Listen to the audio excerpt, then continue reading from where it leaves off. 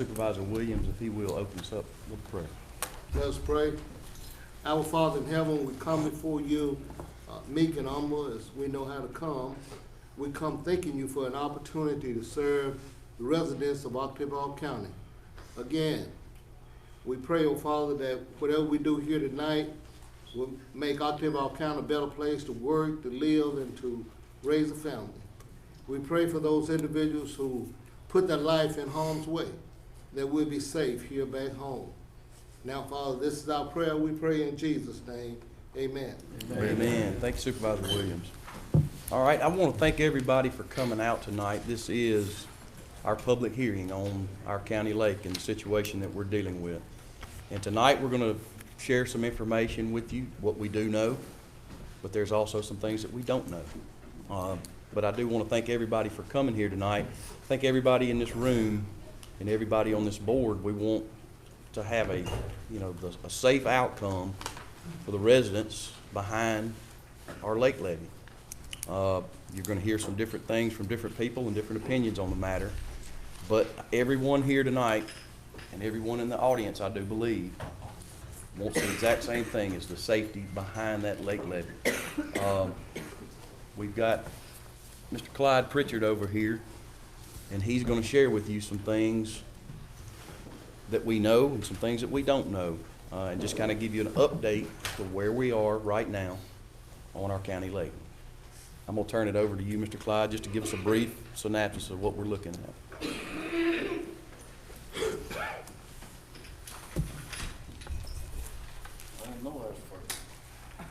Well, I thought it was going.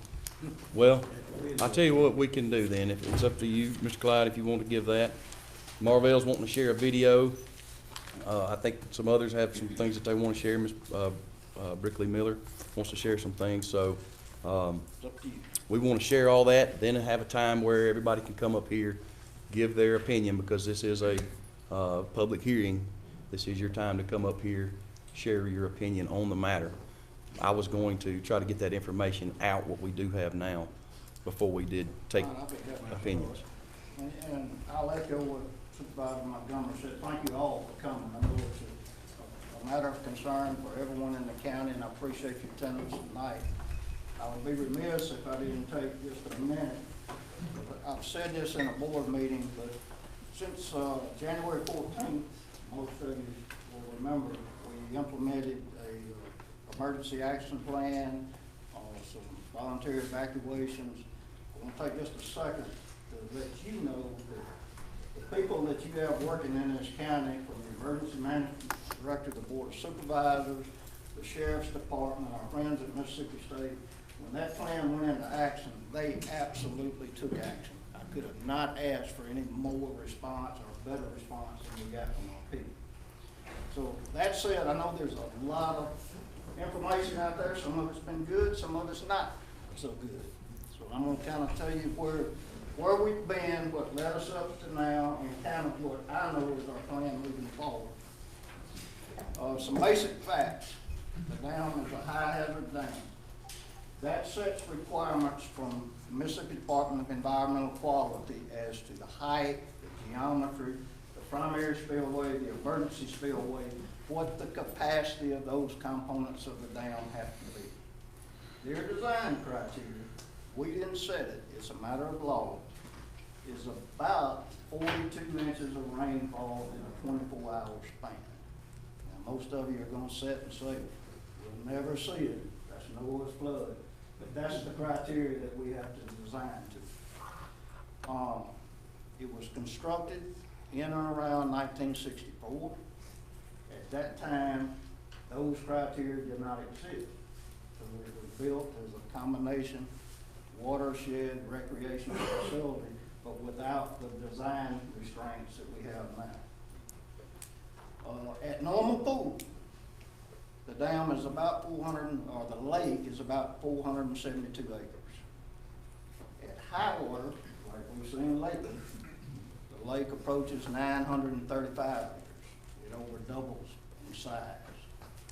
The drainage area, and this is a bit of a misconception, is almost 18 square miles. It's 17.74 square miles to put that in perspective for some of you timber haulers and land people, that's 11,354 acres of drainage that comes into this basin on rain.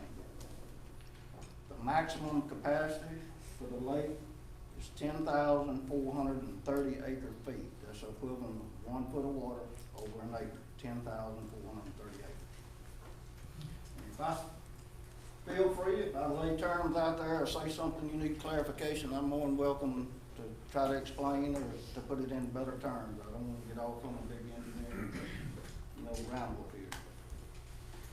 In 2016, we did a formal inspection of the dam that's required by MDQ.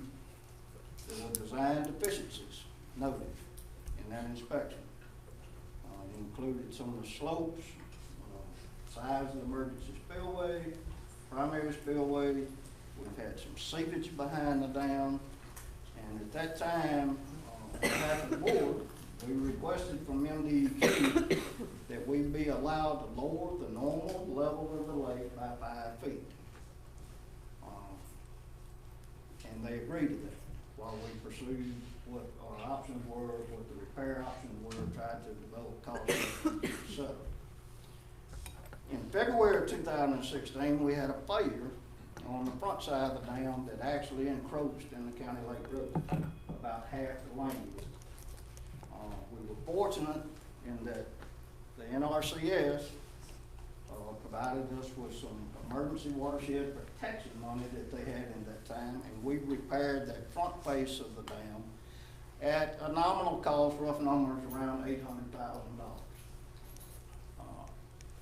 That repair was completed in April of 2017. In January of 19, we did another inspection, formal inspection of the dam. The documents will show that the deficiencies, the things that we saw in 16, had actually progressed and gotten somewhat worse. MDQ replied again to maintain a 5 foot below normal pool, which we have been attempting to do. At that time, we updated what they call the EAP, which is our emergency action plan for the dam, which means we kind of do a recount of the residents below the dam. We remodeled the inundation area, who will get wet, who will get flooded, where will the water go if the dam breaks. And we produced this document, this emergency action plan that the county produced. It goes to the Sheriff's Department, it goes to emergency management, goes to all the related parties, finally signed off by DEQ. That's the plan that we implemented in January. Okay. And 14, morning of January 14th, we had another slide. The slide was on the back side of the dam, in or about the same location that we had repaired in 2017 on the front side. At the time we had that slide, we had what folks in the industry would normally call sand boils. We saw material coming up from the bottom of the dam, milky, we were getting heavy rain, so that's when we ordered the voluntary evacuation and put the plan in action. And in January of 18, January this year, we had taken proposals and we implemented pumping. We've had 6 pumps running 24 hours a day for the most part. Some have broke down and needed maintenance or this and that, but we've had Mr. Pritchard, just for clarification, you said January of 18 and this year? January 18th of this year, not 18th. January 18th of this year. I'm in 2020 This is the now, first but- year we've done the pumps. Yeah, we started pumping Gotcha. in 18. And we've been discharging rough numbers. Mr. Rosenhan has helped us calculate, and we've had some siphons running and this and that. But we've been discharging some 18 to 25 million gallons a day from this lake. That would be a pretty good average. That said, sounds like a huge number. It is a big number. It's a lot of water to pump. But to give you an example, earlier in the month, we had the lake down about 8.5 to 9 feet. We were getting very close to a point that we could do some work on the primary spillway rise. We got the big rains come in, we lost that in a day and a half. The lake went right back with the pumps running. So we're doing everything that we can. The primary or the emergency spillway on this lake is elevation of 261.8. That is my current trigger to warrant another evacuation if we start passing water through the emergency spillway. That's largely because of the condition of that structure. The lake today is at 3:34 o'clock this afternoon. It's 2:56.5. So we've got about 5.3 feet of cushion right now. And of course, as y'all well know, that's all dependent on rainfall and how inundated everything is below as to how quickly this pool raises up. Moving forward, we've got a meeting scheduled, U.S. Army Corps of Engineers out of Mobile District on March the 2nd. They will come in, I have sent them all the documents that we have. Our history with this lake goes back to about 2012. We've sent them everything that we've got, including the repair efforts, the inspection reports, pictures, etc. They're gonna come in, they're assessing that information right now. They want to take a site visit. They want to tell us what they have available, what they can do to assist us in developing plans, specifications, and what their ideas may or may not be. That's not gonna be a magic book.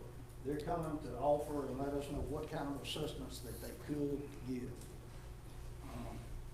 We have accepted, as a board, a proposal to cut what we call the riser, which is a concrete box out in the lake. We have accepted a proposal to cut it off. That would be from Burns Dirt Construction over in Columbus. And if we are fortunate enough to get the lake down again to elevation 251, 252 or so, where they can access it and cut it, they are literally on standby to do that. That will help us keep the lake down. It will not prevent it from coming up, but it will pass more water quickly, if you will, and it will pass a greater body of water. So we continue to pursue funding, and as we do that, there's some information from the Corps, and we're steady day by day trying to bring data together to tell you what the options are as far as restoring this lake or abandoning this lake. And with that, I'll turn it over. Appreciate you. Andy, take any questions now, or I know Supervisor Howard wants to. I would rather us go ahead and look at this video now, so that you can have a visual, a picture with what our engineer just told you. So if you don't mind, we'll go ahead and run the video. So, and while he's getting ready with that, I just want to say that I've lived out there and my family way before this lake was even built. Yes. And so what we're about to look at, it gave me a different perspective. Even though I've lived out there, and all of the people that live down behind that lake, them and their families has been there before that lake was there. But this video will give you a pretty good perspective of what we're dealing with out there.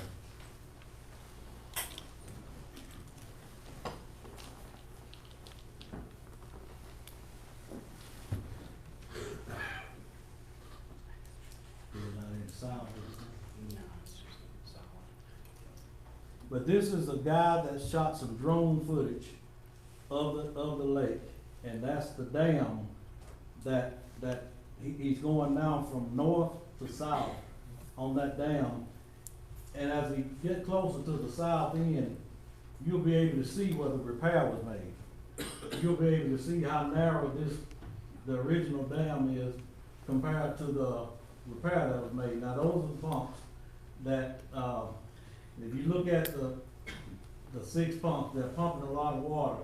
But if you look at the backdrop compared to the water that those pumps are pumping compared to what they've got to pump, that's a huge, huge amount of water.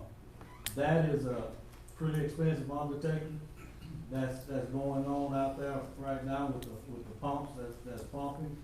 We've got some siphon hoses that's helping remove water. out of the lake. So that's helped a lot. That's helped a lot with lowering the water level, but it is safe to say that it can't keep up when we're getting those rains. Now, we'll watch about 10, 12 minutes of this because he'll shoot some footage that's going down the actual creek that carries the water away. He'll shoot some footage back towards the west and north to show you even more of that body of water.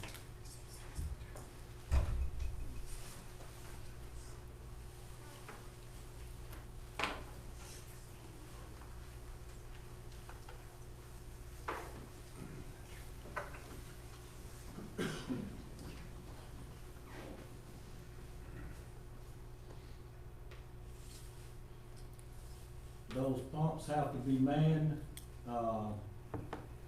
twice a day, every day. We've got Mr. Robert Howell that goes up around 6:30 in the morning. He turns the pumps off, checks the oil, top them off with fuel, restart them and get them back pumping. And, he do that to each one of the pumps, twice a day. Around 6:30, 7 a.m. in the morning, and again, around 6:30, 7 p.m. at night. Now, that is the concrete structure that our engineer, could you pause it for just, that's the concrete structure that our engineer just spoke to you, about cutting off. That grayish looking thing sitting out in the water, that's a concrete structure that carries water out. Last week, you couldn't even see it. It was completely covered with water, but that's what we're trying to get down 9, 10 feet so we can get in and cut that off. But that's the original outlet, and that stays open year round. Those boards on it. There's about a 15, 16-inch pipe that goes in from the bottom with the door, and that door is raised and water continues to go out of there year round. Now that's the slide.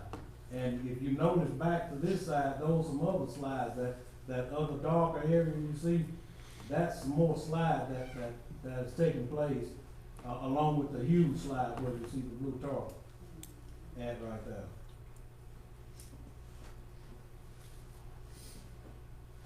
There are some, I don't know if you'll be able to see them, but there are some small flags further down at the toe of that dam, along with that yellow caution tape. Those are some sinkholes that developed doing this. There's some more sliding where you see that dog looking area. That's some more sliding that's taking place on the back side of that leg.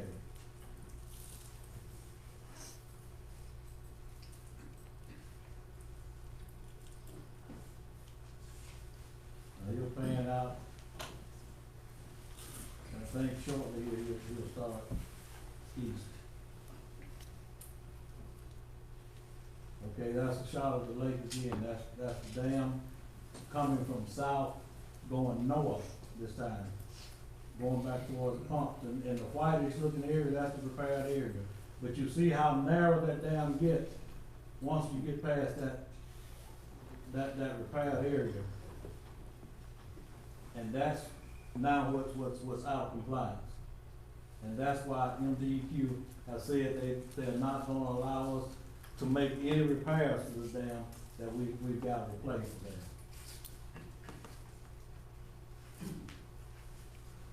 Again, that's the riser that carries the water out.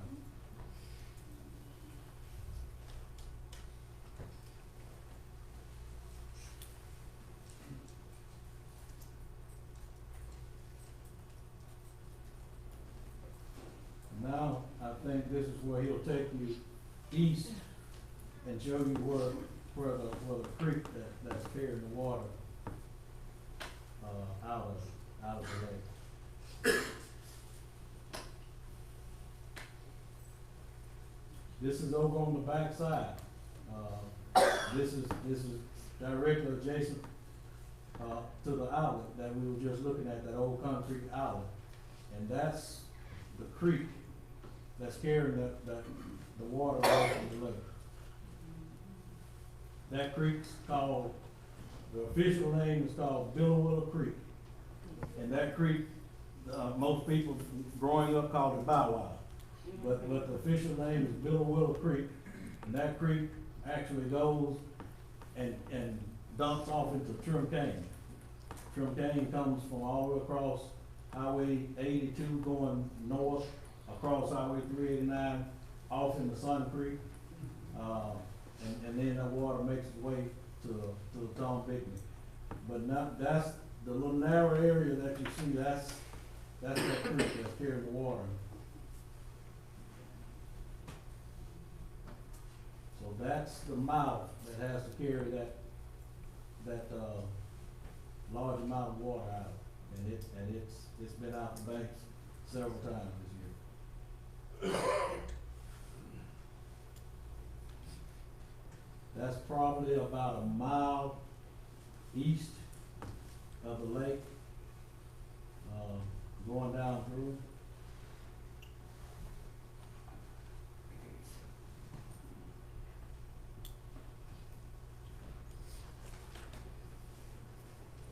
And that I think you can sort of see that road straight on out, and, well, that's actually just a shadow on it.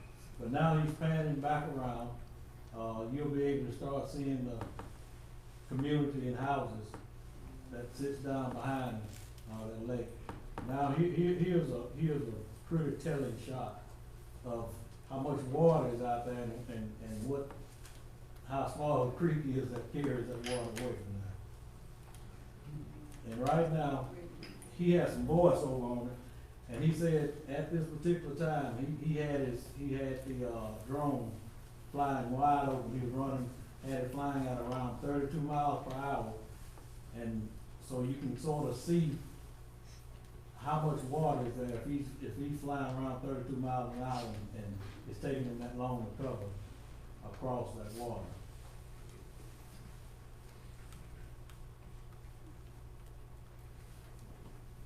Those are houses that west of the lake that sits upon the hill around the road called Riviera Road. But he's still going west, and as you can see, that's a lot of water. He'll continue to pan north, and there's another huge amount of water that most people don't realize is over there.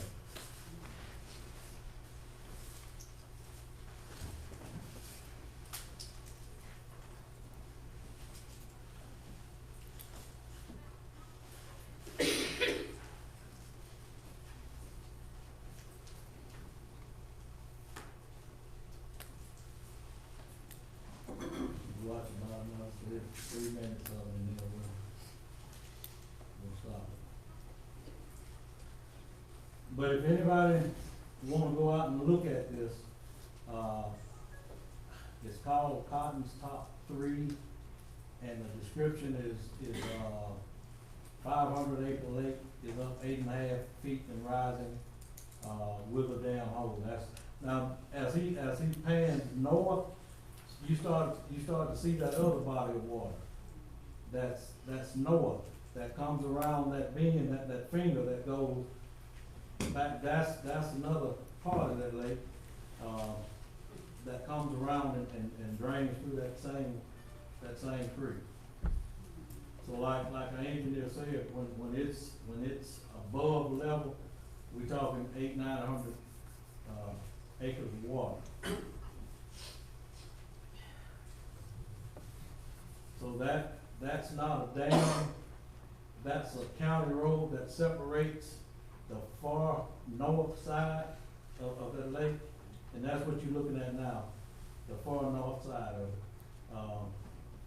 Can you just speed it up, take it forward? Okay. Just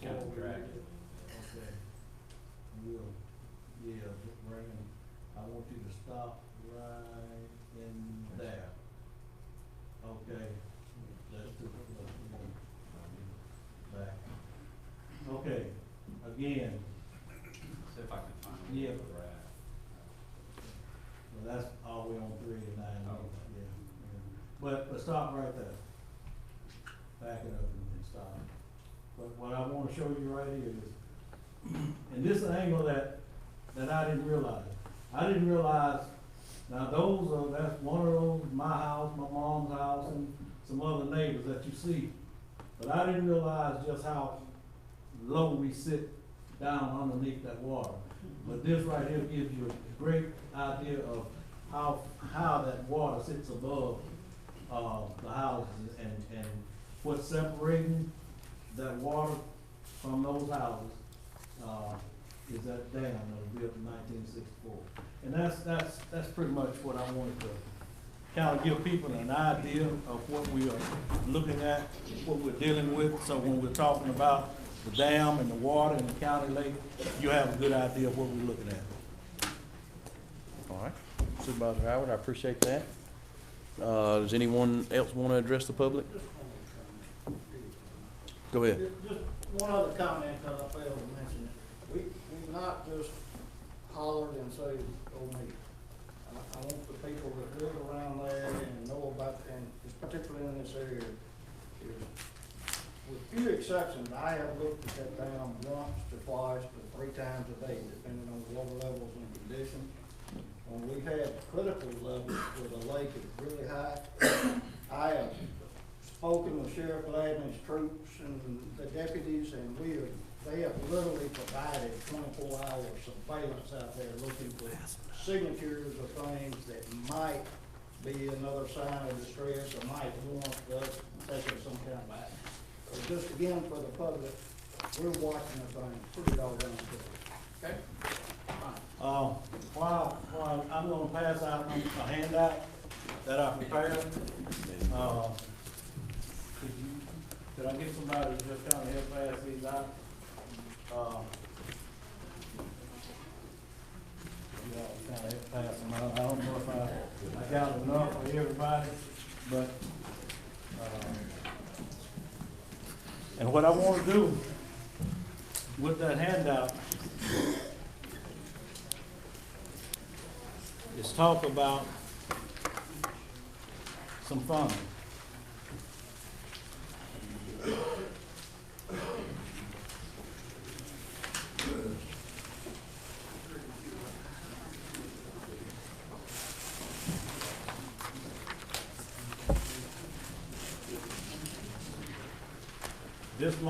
This might help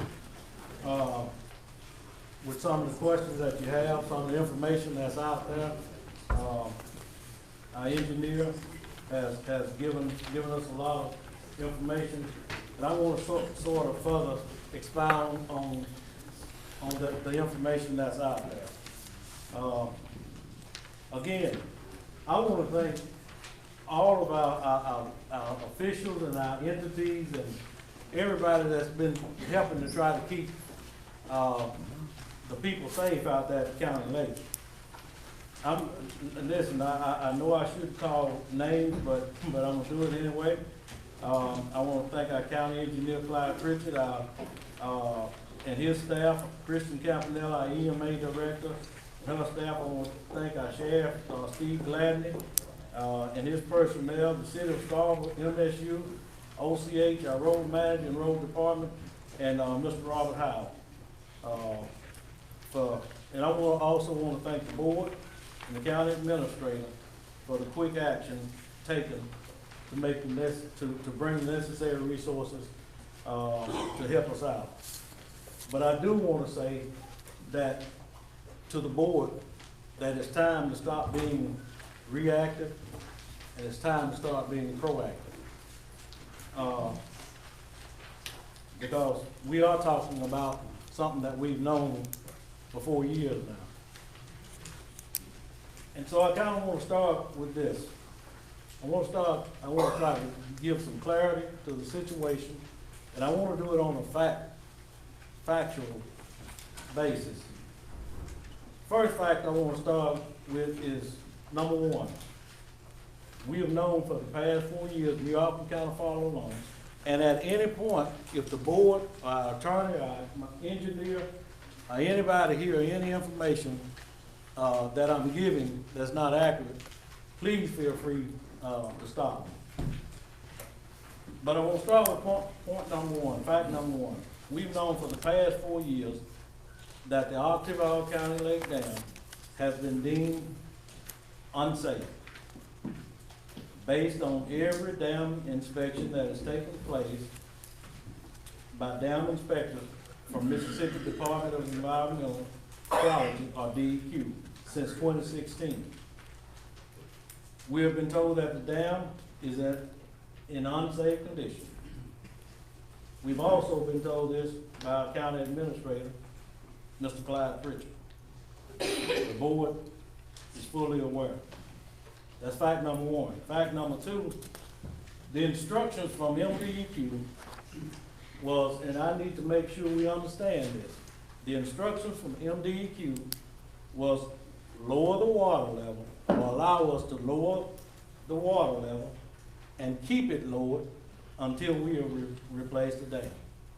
Now, and it's important to remember this, because I need people to understand, and it's hard to do because it's hard for me to do, but I need people to understand, because a lot of people have the thought in their mind that we want to go out there and spend a lot of money to fix the lake. Well, that's not the case. MDEQ has said fix the dam, replace the dam. And in the eyes of the law of the state of Mississippi, they view the dam and the road across the dam as being totally the responsibility of the Board of Supervisors. The lake is the responsibility of the school board. Those are two different things. And I know what you're saying, I know what you're thinking. Well, you can't have water without a dam. I understand that. But that's not what the state is concerned about. The state says, Oktibbeha County, the dam and the road across the dam is your responsibility. So we need to understand when we talk about spending money, it's not going to spend money to fix the lake. It's going to spend money to replace the dam. We need to make sure that those two are separate. So why are we not in compliance when the water level is lower? First of all, side note, as you see, we can't control the water level. There's no way we can control the water level. So that's number one. But back this past summer, if you all remember, you could walk across the bottom. Yeah. The water was completely gone. So why were we not in compliance when the water was gone? Because MDEQ didn't say fix the water. They said fix the dam. Now remember back in 2016 what our engineer just spoke about? The slide that we had on the south end, on the face side of the dam, that slide happened when the water was way down. So just because the water is gone, that still doesn't mean the dam is safe. The dam is not safe for the people that travel back and forth on that route. And there's a ton of traffic, not to mention 2 school buses full of kids that travel back and forth across that dam every day. The dam is not safe whether there's water in the lake or no water in the lake. The dam is not safe. Now, what I want you to take from that is this. The problem is not going to fix itself. It's just going to continue to get worse. So let's talk about, so how do we fund this? Let's talk about the money. We have been asked to bring for the board to come up with roughly $4 million. And again, we don't really have accurate numbers because we really hadn't allowed our engineer to go out and do his engineering like he needs to do, so we can have accurate numbers. But just the numbers that's been tossed around. The board come up with $4 million, and then hopefully we can get some help from somewhere to help us with that dam. Okay, so let's talk about the money. Where we're gonna get the money from? But before we do that, let's talk about some of the other projects that we do as a board. We've done the mill. We've done the community. We've done the industrial park, and all of these were million dollar projects.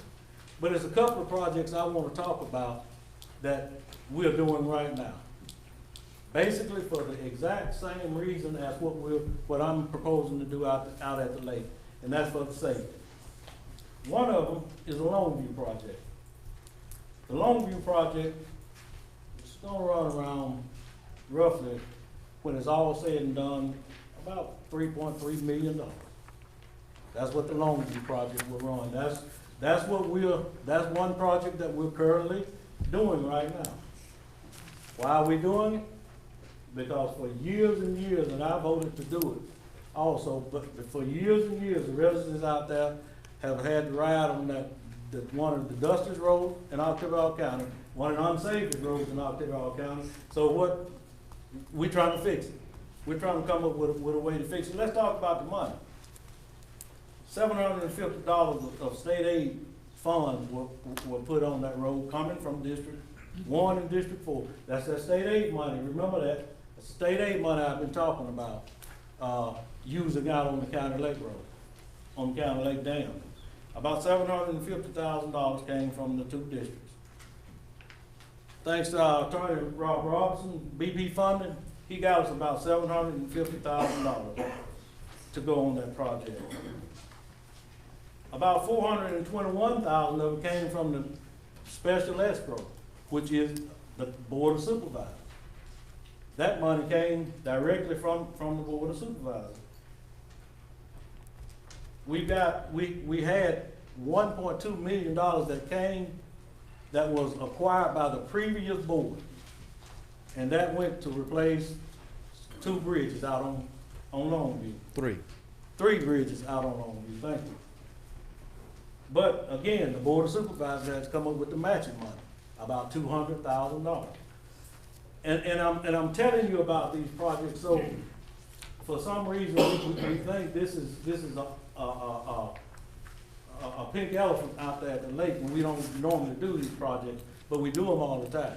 Supervisor Howard, Yes, sir. let me stop you there a little bit. Yes, sir. And I understand you're correct on the District 1 and 4, on the 750 was about 742. Okay. And the BP fund's correct.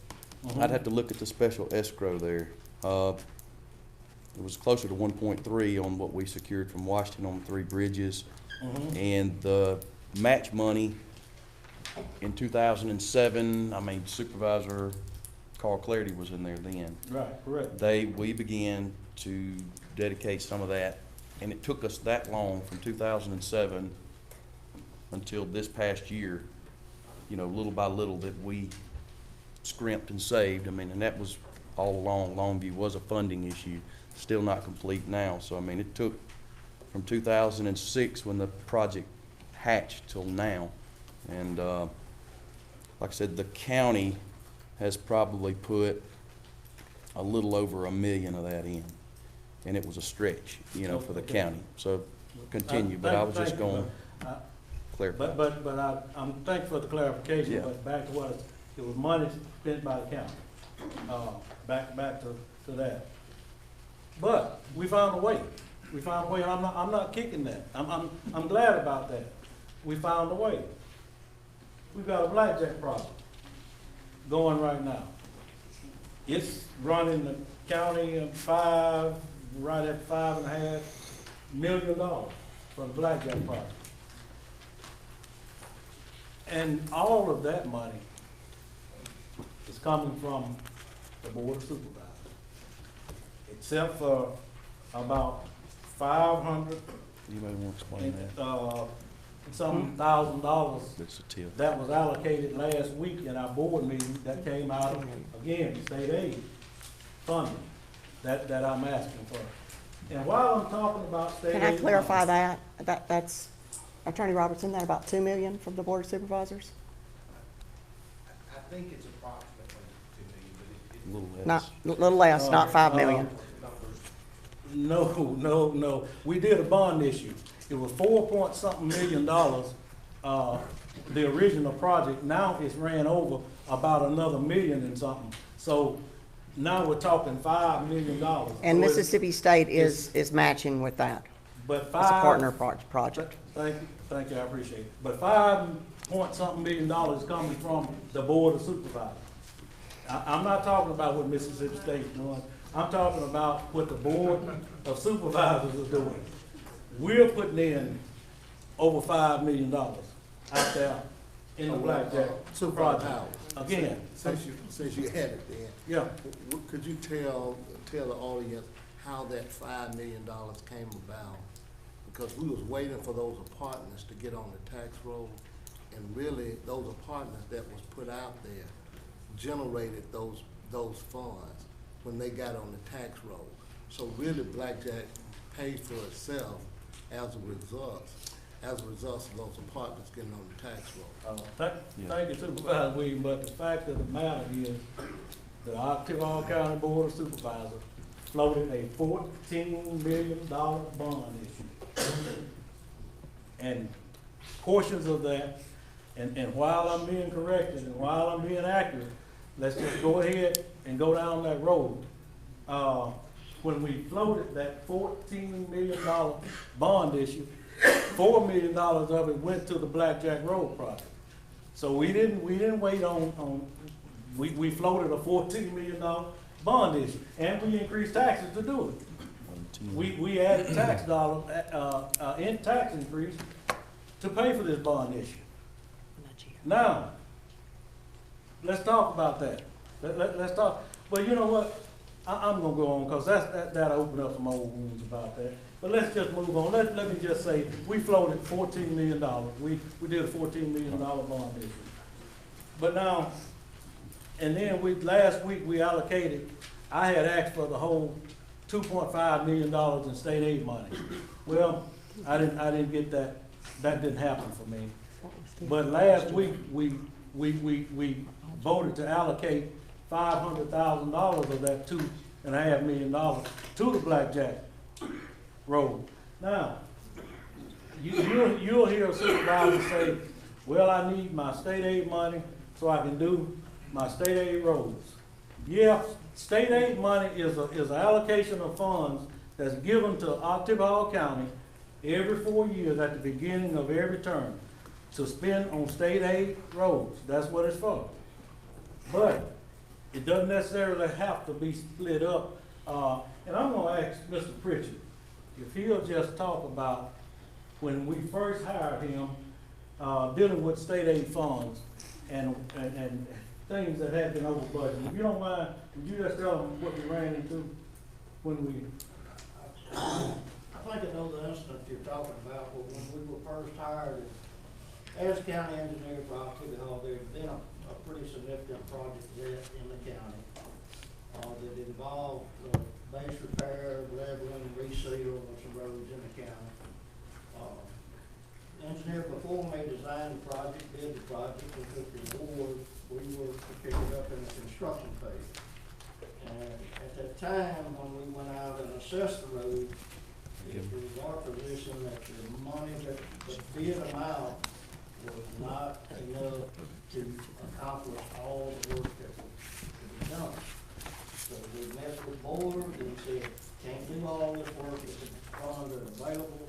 And I will tell you that Supervisor Howard was the one that stepped up and said, take my roads out this term, we'll get mine next time. So that's what allowed us to move forward with that project. So I wanted you all to hear that from somebody else, because I didn't want you to think I was asking for something that couldn't be done, or something that I wouldn't do, because I did. When they needed the state aid funding, I said, listen, just don't worry about me. I'll catch it on the next go around, and the project moves forward. So we've got funding sources. So let's talk about now, how can we do this? And what I've heard from most people is this. Yeah, I don't mind doing it as long as you don't raise my taxes. Go out and do what you need to do as long as you don't raise my taxes. And so we can do it by doing another bond. A good thing to this, Oktibbeha County is probably at about 39% of its total bonding capacity. And you should thank your board of supervisors, because they've done well in watching, the bonding amount and the amount we get. So in case of an emergency, we can go out and get some money, and we don't have to wait on NEMA or FEMA to bring us some money. We got bonding capacity. We can just go get the money, take care of our citizens, and then wait on NEMA and FEMA. So the board has done well at being vigilant and watching your money. But again, we've done that for cases of emergency, which I consider this case an emergency. So if we wanted to, we could go and float the whole $4 million in bond. But you're just about guaranteed that that would be a tax increase. So let's talk about how we're gonna do it without a tax increase. I'm asking the board to let me have that other $2 million in state aid money. That's halfway home right there. That's money you don't have to pay back. That's what I'm asking the board, and I'll go to them and I'll ask them again to let me have that state aid money to go on Oktibbeha County Lake Dam, because that's a state aid road. So you're halfway home now. Now, let's talk about what if we do have to go and do a bond, a $2 million bond, or have to do $2 million long-term loan. How do we repay that without raising taxes? Well, let's talk about it a little bit. First of all, each year we estimate we receive anywhere from $50,000 to $100,000 in gas service taxes that will come into the county. Number two, we will have revenue coming into the county from internet sales and lottery. We'll have funding coming in Oktibbeha County. We don't know how much it is, but that money will be coming in Oktibbeha County. Number three, we've got a 2001 road bond that will be rolling off in 10 months. That'll free up about $120,000 in the county. Number four, we use funds out of our budget that we are currently allocating somewhere else.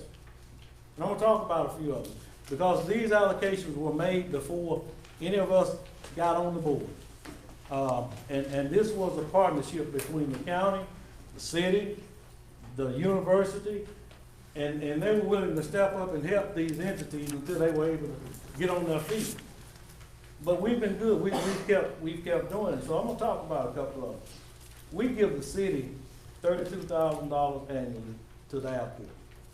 We give that to the city. We've been doing that since 1986, if I'm correct. Since it's been in existence, I think that's about the time. But anyway, that's about $1,088,000 that we've given since then. We give the horse park. We still allocate it $41,000 annually, every year. And that started back in 1998, where the allocation was $100,000 a year, but we knocked it down, and that was a partnership between the county, the city, and the university. Well, the city has been long stopped giving that allocation. We're still giving. That's not true. Our The city allocation. still gives money. But we've given about $1,300,000 to the horse park since 1998. Now listen, I'm not kicking that because I voted to give it. I think we need to be good neighbors. I think we need to work together. But at some point when we need it, I think we should say, listen, we've helped you along. I'm not saying that we don't ever do it again, but right now we need the money so that we can take care of our people out in Oktibbeha County. All right, now, here's another one. We asked the Oktibbeha County School Board to let us have the lease money that they are receiving on the county lake to help service a bond issue. Even if they have to let us have it for 20 years. We're hoping that they will continue to still be educating kids 100 years from now here in Oktibbeha County. So once that debt is serviced, they can go back to getting getting their money. I don't think it's too much to ask. You know, I've got a, yes, sir, What kind of money would that school board money be annually? about $32,000 annual, a year, that's We've both not for received that servicing money. the bonds. It's not legal. You know, I've ended with the little old speech here. But I do wanna tell you all, listen, we got a room full of taxpayers in here. Everybody in here is entitled to their opinion, to their questions, to get their questions answered. You all entitled to that. But what this board is not entitled to, this board does not have a right to continue to ignore the information that we've been given about that County Lake Dam, by the professionals, by the people that do this every day, and by the people that know what they're talking about and has told us something needs to be done. We can't continue for another 4 years to kick the can down the road. It's time to do something. So I put together that last sheet, and it just sort of outlined the things I just went over. And if you add all of that up, that's about $330,000 a year that has been identified, that won't stop the operation of the county, not one bit. It will not stop the operation of the county, not one bit. So I put together a little schedule. If we use bonds, if we floated a $2 million bond this year at 3% for 15 years, the payment on that would be $171,300 $171,303,000. Remember, we've identified $330,000. If we did a $2 million bond issue for 20 years, the payments would go down even further. $137,465,000. If you think about it, you could do float the whole $4 million and still have enough to cover the debt payment on it. But if we went with a long-term loan, $2 million at 2.75% for 20 years, that's a payment of $130,119 annually. And so forth and so on. You've got the paper, you can see. But what I just did, I just laid out a path forward for the Board of Supervisors. That's simple, that's clear, and that's doable. We can do this, we can go out and we can take care of the Oktibbeha County Lake Dam and the safety of the people that live down behind that dam without a tax increase. And that's what I just wanted people to know. All right, anyone else? Thank you, Supervisor Howard. You're welcome. Supervisor Miller?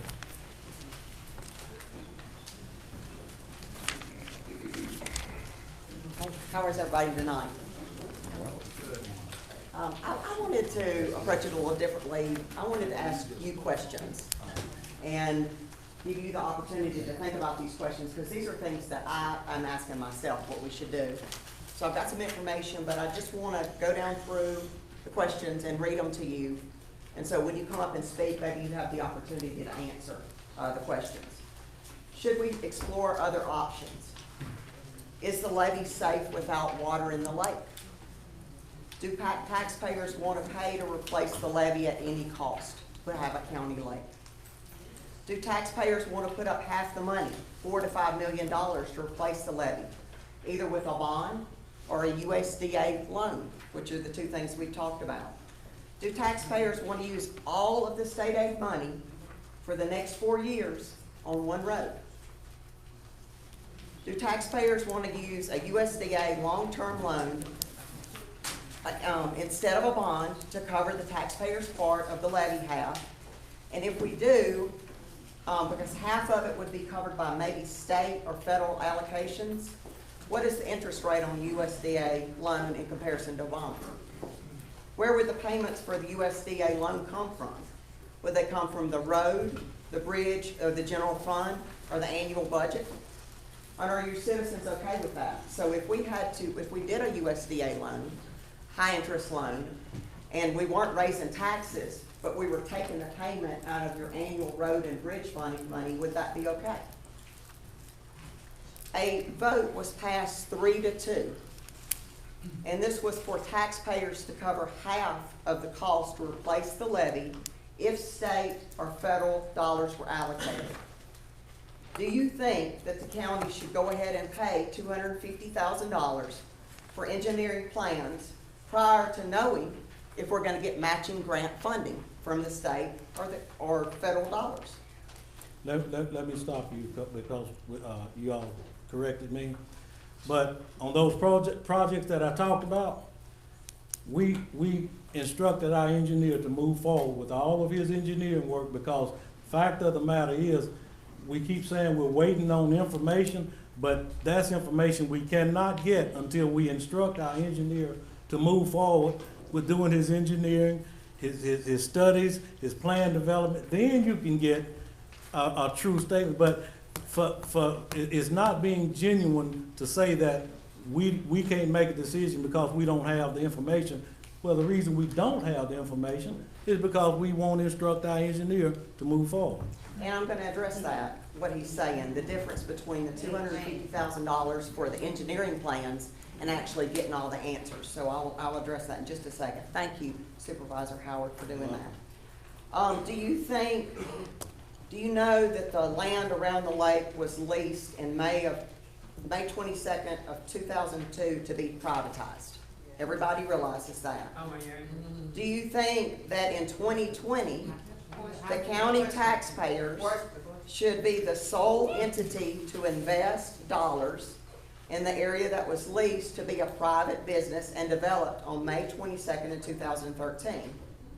And next question I would say, because it's been in the newspaper, is do you think the county should be in the water park and the KOA business if we fix the levee? Because that's been discussed as well. On June the 3rd, the board approved an order for the county engineer, Clyde Pritchard, to develop plans for the county lake dam based on a statement that the plans needed to be developed to satisfy MDEQ. These plans, dated September of 2019, were developed by Pritchard Engineering for $10,000 and to present it to state and federal officials as well as our lobbyists. On January 2016, 2020, was the first time that the plans were presented to the entire board to see that the estimated cost was $7.2 million to replace the levee. On January 16, 2020, the county engineer, Clyde Pritchard, reported in an emergency board meeting after the county lake was lowered to a certain level, the pipe could be cut off and the board could decide if we wanted to plant hardwoods. This statement has stimulated many questions that have not been answered yet. Board members have asked the following questions. What would it cost to replace the dam, such as replacing the spillway and the bridge, the long-term strength of the earthen dam and the roadbed, and what would be needed for a direct water from the lake during heavy rains? Also, the term excessive amount of rainfall, when it's used by different agencies, it means different things. When the DEQ says it, that means one level. When the MEMA uses it, it means a different level. So when they say excessive rainfall, which standard are they going by? So we need to understand that too. So these above questions have not been answered at this time by the county engineer.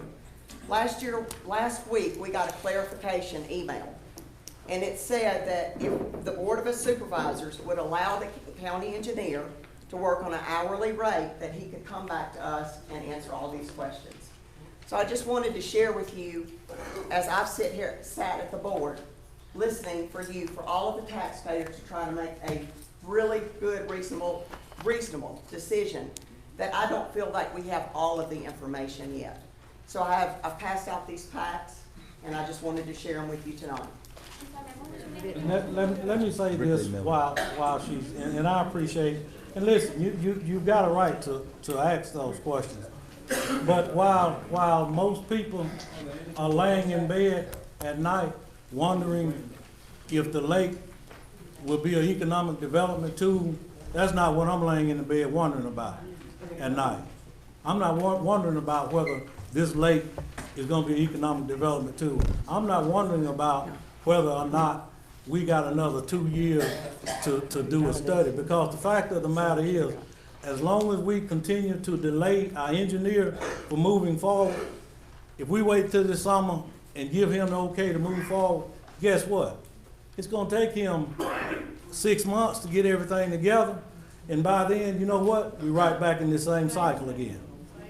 Same cycle again. So, to continue to say, we want the engineer to study this, and we do. We want to know what it's gonna cost not to have a lake. We do want to know that. But at the same time, we don't have all this time to continue to wait and wait and wait and let him study this, and then when he come back, well, okay, now what about this? What if we did this? So you send him off on another. Listen, I get you. before it's said and done, and at the end of the day, regardless of who owns the lake, we are not instructed to fix the lake. We're instructed to fix that unsafe dam out at the county lake. And that's just the bottom line. All right. Citizens' comments? We have certainly taken your time to, this was a public hearing. I guess you've heard from the board. I think at this time, though, I think a lot of people have been waiting here, and we're gonna go one at a time. And you can go up to 3 minutes. We hadn't heard from Yeah. Supervisor Trainer and Supervisor Williams. But, I'm gonna keep the clock. You have up to 3 minutes. I'll say something. All right.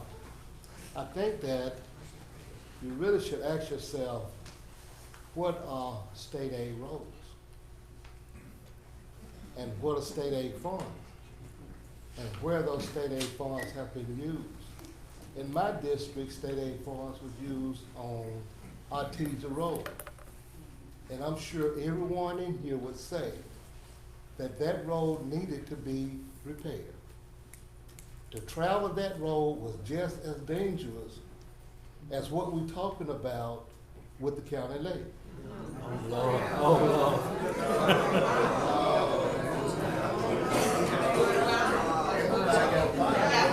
Hold up now. I'm going somewhere. Sirs and ma'am.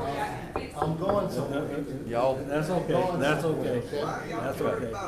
That's okay. That's okay. order. Come on now. We worry about roads, we worry about money, when people's safety. Would you let me, they asked me to come up and, they asked me to come and you have your opportunity. If I can finish. There have not been any lying laws. Not yet, but there have been serious accidents as a result of Oktibbeha Road and people's traveling down those roads.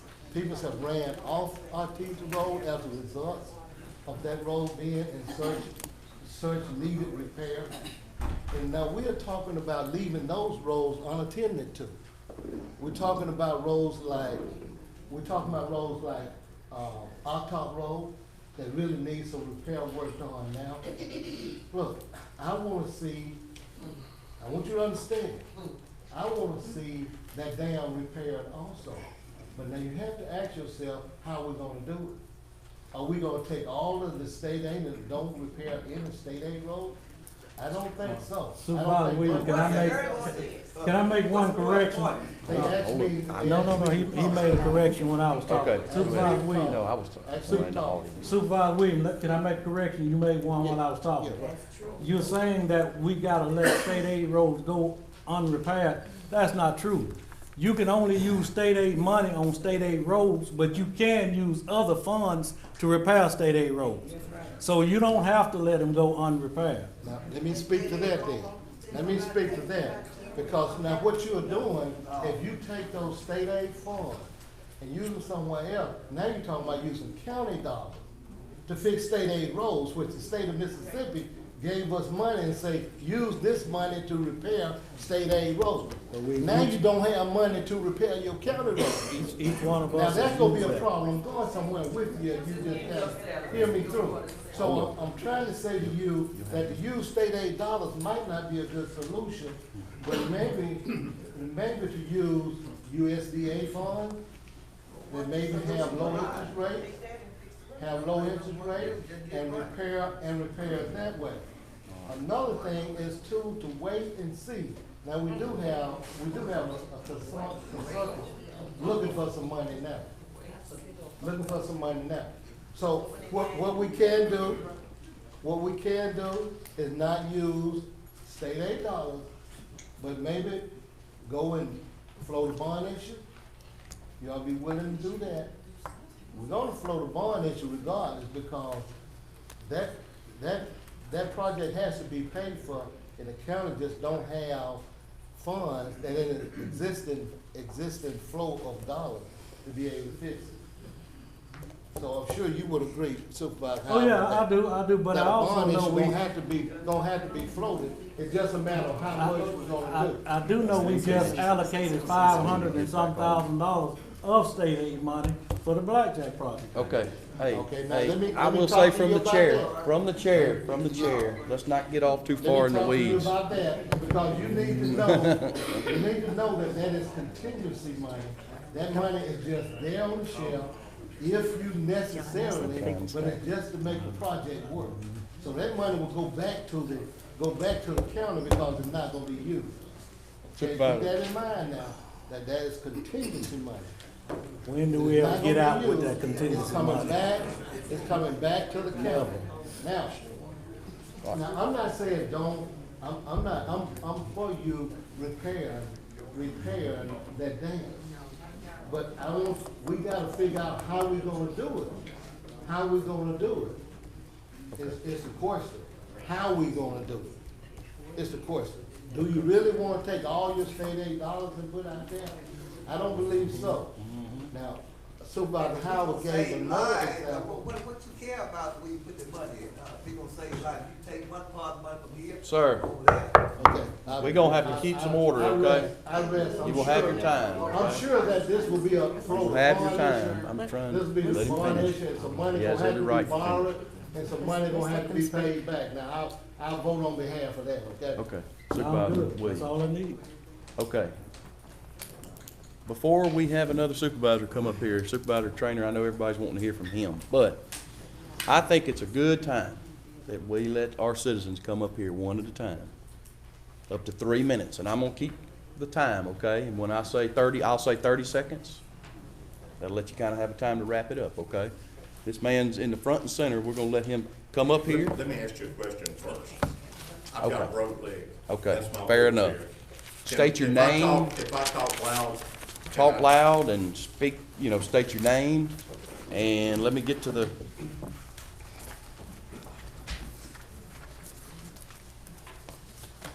Tell me your name. I'm gonna get your timer going. You can sit right there. You got, You want that? no, that one's too prehistoric. All right, go ahead, yes, sir. All right, my name's George Seal, and it just so happens that I happen to be a dam engineer. Retired from the U.S. Army Corps of Engineers after 30-something years. Wrote a manual that teaches the Corps how to analyze a dam about whether it's safe or not safe, okay? I'm not looking for a job. I talked to a couple of county people and told them I wouldn't take a job if you offered me one. I'm not looking for business, okay? But one of the questions that I've got is that they've known for years that the dam's not safe, okay? But they didn't go out when the lake was dry back. In July, I was out there and there was hardly any water in it. Why didn't they take the riser off then? While waiting until the alligators are nipping in the boat or everybody's rear end, and then come up and say, oh, we gotta get the lake down, so we got it. They knew that. The slide that went into the lake after they drew the water down shouldn't have surprised anybody. It happens a lot to dams when they've been full for years and years and years, called drawdown failure. The slope on the land side of it is probably a shallow slope slide, indicates the dam's made of clay, which is a good thing. I've got questions about sinkholes and boils and all, and wondered about it, but rather than saying, okay, we know now we have to tear the dam down, you can do a study to figure out what's really going on with that. If the Corps of Engineers is coming here in a week or so, they have a dam cadre, well, good dam, like earth dam cadre, and that group can make an analysis to see how safe or unsafe the dam is.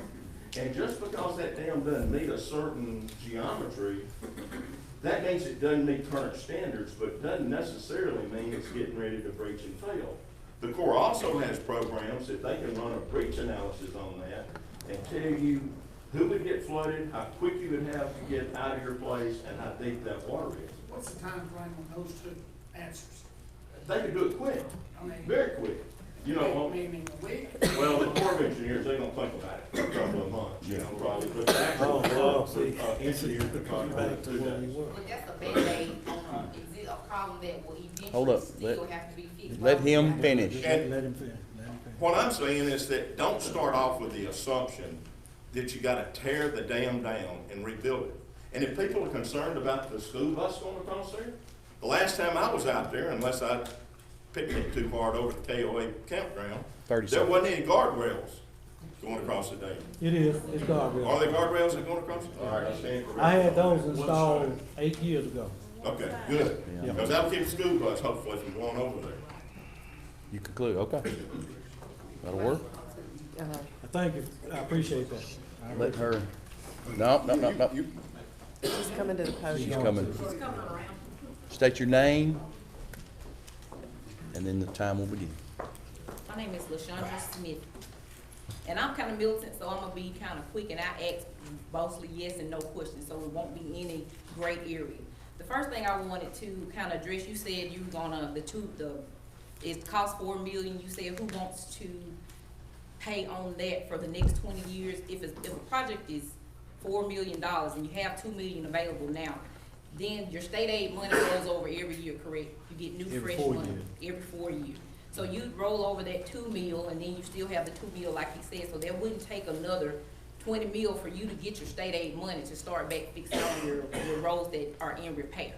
Also, he talked about Oktibbeha Road and some of those roads that need repair, but have they not been driving on them already? Would it be unforeseeable to just put those on hold to take care of an urgent emergency, and then when you're 4 years, which you may, how long has it been since you got your last state aid draw? 4 years. So in 4 years to maybe pick those back up if you're gonna use that, but you also said you could use other funds from other places to fix those roads. You talked about the Blackjack project. You said you get taxes in on that. Could you not allocate some of that towards your state aid roads that need repair? These are just my questions. Also, you talked about the KOA and the lake as, should we repair the lake that's a private owned? But do they not pay taxes as well? Are they not a business? Do they not bring income to the county? They have not paid a lease since 2014. Or should they pay a lease? Are they due a lease to pay? That's to the school. That's to the school too. Yeah, but. They haven't paid, they haven't paid it since 2014. But But there, I'm saying they do pay into the county to be allocated toward things that the county uses, correct? It doesn't just have to be the dam, right? They pay to the school system? I'm not sure what I just know on the county's part that they haven't paid the lease since But the lease 2014. was I'm not sure specially- about the school. But the lease was If they've been specially paying it. constructed that said, we will pay that lease as long as the water level is where it's supposed to be. So they're But not once the water defaulting their level contract. That's drops, what you're saying. then the lease is not enacted anymore. Because they can't So bring that their funds. explains why the full amount is not being paid. The lease also Out said there. that they would help repair, part of the, slide, the water valves that we've already repaired, and they did not help to pay part That of was that. about so. $5,000. 30 seconds. Okay, About so $5,000. with that being said, you're knocking some businesses, a business that you're in violation of your contract, if I'm hearing correctly, because the lake has not had water, and I do live there for several years. So if they aren't bringing in funds because there's no water, why should they pay? So it would be in the best interest if you want more funds coming in from the KOA to repair the dam so that they can make funds as well, my opinion. Thank you. And let me talk a little bit about, and we keep talking about economic, go ahead, I'm sorry. No, you're good. Well, she beat you to the mic. Go ahead, come on up. State your name. My name is Laura Hogan. Ms. Hogan, you have the floor. I have a question for each and every individual at this table. Okay? What do you need? What will it take for you to vote to move forward with this project? The funds be available. the thing is if you want, I will take up some of your time. And I know I'll probably get tarred and feathered for this, but, we have $2 million left out of $2.5 million that we are given every 4 years from state aid, okay? And, you know, our state aid engineer comes and he gives us a list of all the things that are deficient on these roads, okay? Which keep us out of compliance too, okay? And it's really puts this board in really an unfair situation to say that we can take, in other words, you take that $2.5 million that is dedicated, that is specifically levied to go throughout a county, and that's in all counties in the state of Mississippi, Alabama, Georgia, Tennessee, you name them, okay? To be able to fix all the road issues that you've got on your state aid roads, and it's still not enough money, what they give us, okay? To say that we're negligent, out of compliance is really unfair, to be quite honest, because of the simple fact that we're doing everything that we can to get our roads maintained, let alone paved, and it's never enough money out of that pot of money, the state aid, and so that's my stand on it. Let me say this, and John is correct, we don't ever have enough money, but two things about that. One, when I gave up my state aid money so that project could go forward, actually it was in your district, it's where it was at. You wasn't on the board, but it was for your district.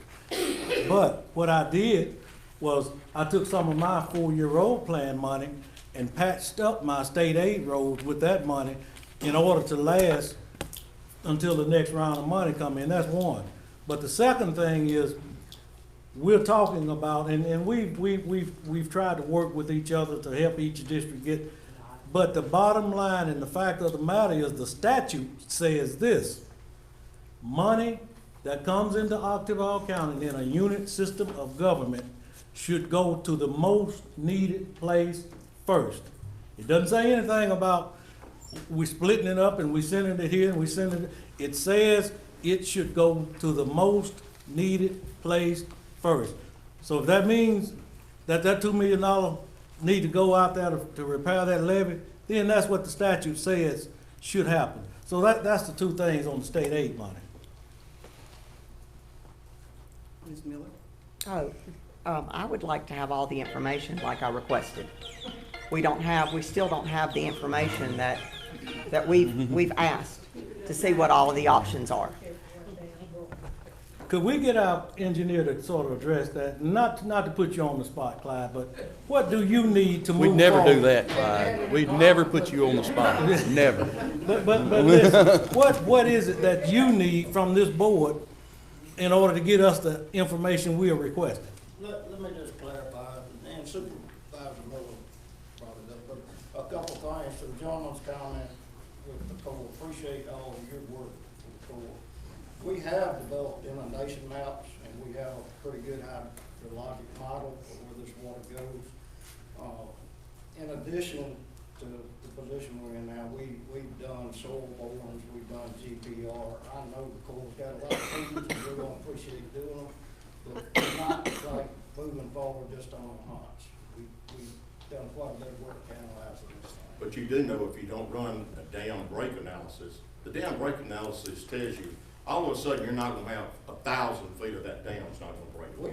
There's gonna be an area and that's gonna roll away, and that's gonna take time. We understand. Yeah, okay, all right, and so their dam break analysis is one of the best there is. We also understand when a dam this size and at that level, the size to go, it goes in a hurry. With all due respect. I've seen bigger ones go slow. So with respect to funds and engineering estimates, Supervisor Miller is correct. Sometime back, when we were trying to get a handle of how much is it gonna cost to fix this thing, what are we gonna have to do, this and that, they authorized us to move forward. We produced some estimates based on on the information that we had to reconstruct the dam. One was with constructing a detour road behind the dam to keep traffic flowing, because it is a very important artery for the county, north-south on that side of the county. So we did the preliminary work and we investigated what we had to do with DEQ. We ran some cost estimates and we charged the county to that, and I think Supervisor Moore was right, that was around $10,000. Subsequent to that, when we had the estimate developed, we had to develop plans, specifications, bid documents that are approved by DEQ that we can submit to a contractor to bid. It's got all the technical specifications, all the requirements in there, the bonding requirements, et cetera, et cetera. So we gave them one, if we develop plans and specifications, set them on the shelf with DEQ for approval until funds become available, then the portion of our engineering fee to develop those is somewhere around $250,000. If we develop those same plans and specifications without a detour road, if the board elects not to construct a detour, that takes $1.3 million, $1.4 million out of the project, and the fees go down. That's where they get the $250, and the $170 is for design engineering to develop those plans, set them on the shelf when funds become available. After that conversation, we started getting asked the question about what if? What if we don't have a lake? What if we do this? What if we do that?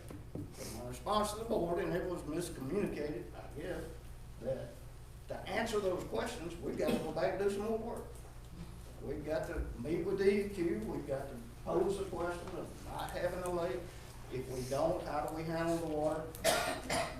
Since 1964, this lake has acted as a huge watershed holding this water. We can't simply just cut the dam and send the water downstream. People haven't been seeing it.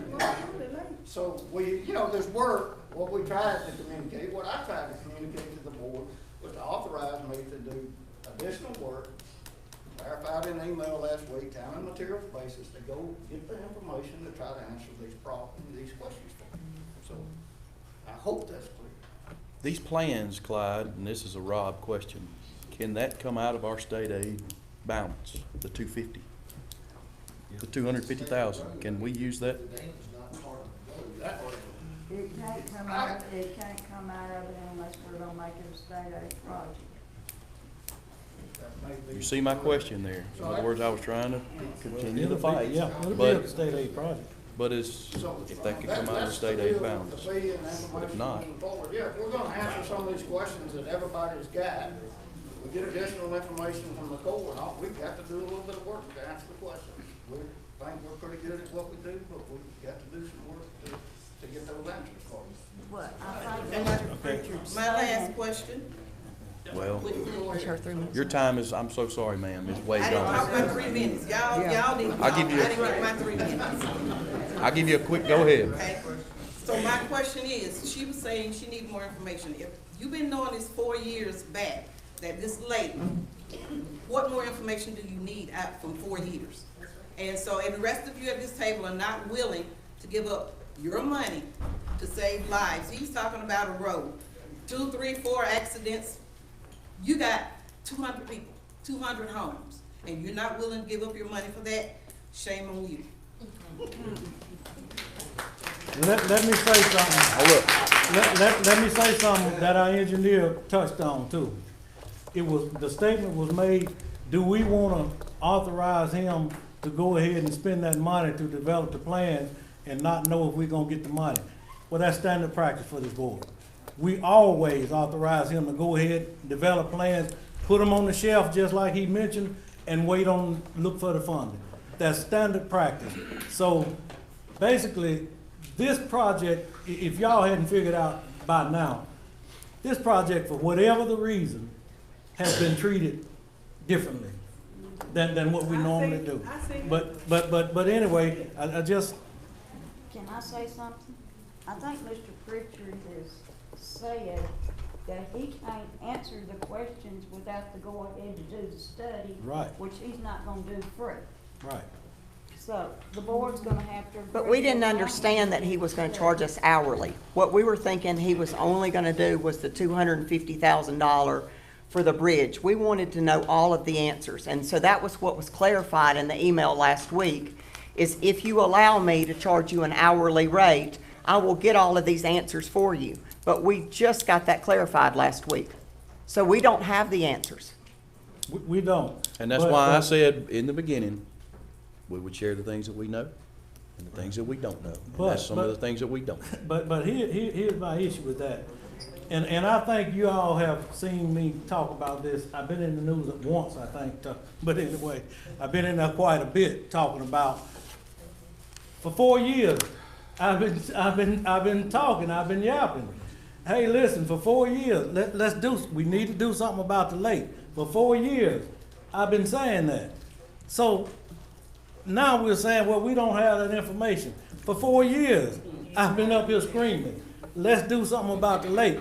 It shouldn't have taken, we should have had all the information we needed in 4 years. And that's just the bottom line. All right. Hi, Ma'am. Hey, my name is Rhonda Mobley. Ms. And my Mobley, go question ahead. to you all, to all of you all, is do you all consider that the lake dam is a county issue? Or do you feel it's the supervisor's problem? Oh, it's certainly a county issue, for sure. Yeah, that's the same thing. If it's a county issue, it's a supervisor's problem in a way, but they do something. Okay, do you think it's just Marvell's problem alone, or is it all y'all as a whole, because it's in District 3? No, it's all our problem. well, I'll tell you that if you look back from all of the board orders, and this is beginning in 2015, if you'll go do your research, every board order has been unanimous to support, let's go see what we can do about the lake levy. But it always has, the issue has always been, let's go try to find the money. So we have supported Supervisor Howard every single time. Every board order is unanimous on that, if you go back and look at your research. So it's not that the board has not addressed it as a whole, it's the simple fact that there has been no money allocated for the lake levy, and $8 to $10 million. And on January 16th of 2020 is the first time that we've seen the true estimate of $7.2 million. I'd like to make a statement here. We've been supporting the safety of the county lake for some time. I would like for someone to give us the cost of those pumps that we use out on the county lake. Ms. Emily, could you, I know you have those figures. I believe it's somewhere about 40, how much a month? The pumps that we got going out there right now, the pumps are around $45,000 a month, and the diesel, I think, is probably, $3,000 to $5,000 a month that we're And that's still what, using to keep the and I water. guess that's what I want to get you to see. I That- got one other that- question. That we are I got you on pause. actively supporting that lake being safe. It's $45,000 a month for those pumps to be out there pumping water. It's not like we're not putting money out there to make it safe. We're putting a whole lot of money out there. Let's go. Okay, Supervisor Williams. All right, thank you. Okay, my next and last question to you is, well, my statement is, I appreciate y'all supporting it, and $45,000 a month is a lot of money, but my statement is not a question, it's just a statement, is that most all these people out here, lives are in danger. $45,000 a month ain't nothing compared to saving a life, saving a home. That's just, my point of view on it, and thank you Right. for letting me speak. Thank you, Ms. Mobley. Ms. Mobley. Next, if you want to, if you can stand, kind of get up and kind of get in line here, okay? So, My name is Ricky Howard. Ricky. I got a couple of questions. all right, My first question is to the engineer. You talked about this just a few minutes ago about not having a lake. We can't hear back here. yeah, up just a hair. I said we talked a few minutes ago about not having a lake. Do you have all the information of if there is not a lake, what would have to happen? Not at You this still time. don't have it all? No. Okay. Can you sort of talk about what probably might have to happen if we choose not to have a lake? Just initially, your thought? Initial thoughts again, as I mentioned, we got 900 acres plus of water at high level that still has to go downstream in some form or fashion and not flood the people downstream. I'll back up just a little bit. One of the things we did when we started the pumps is we tried to calculate a pumping capacity.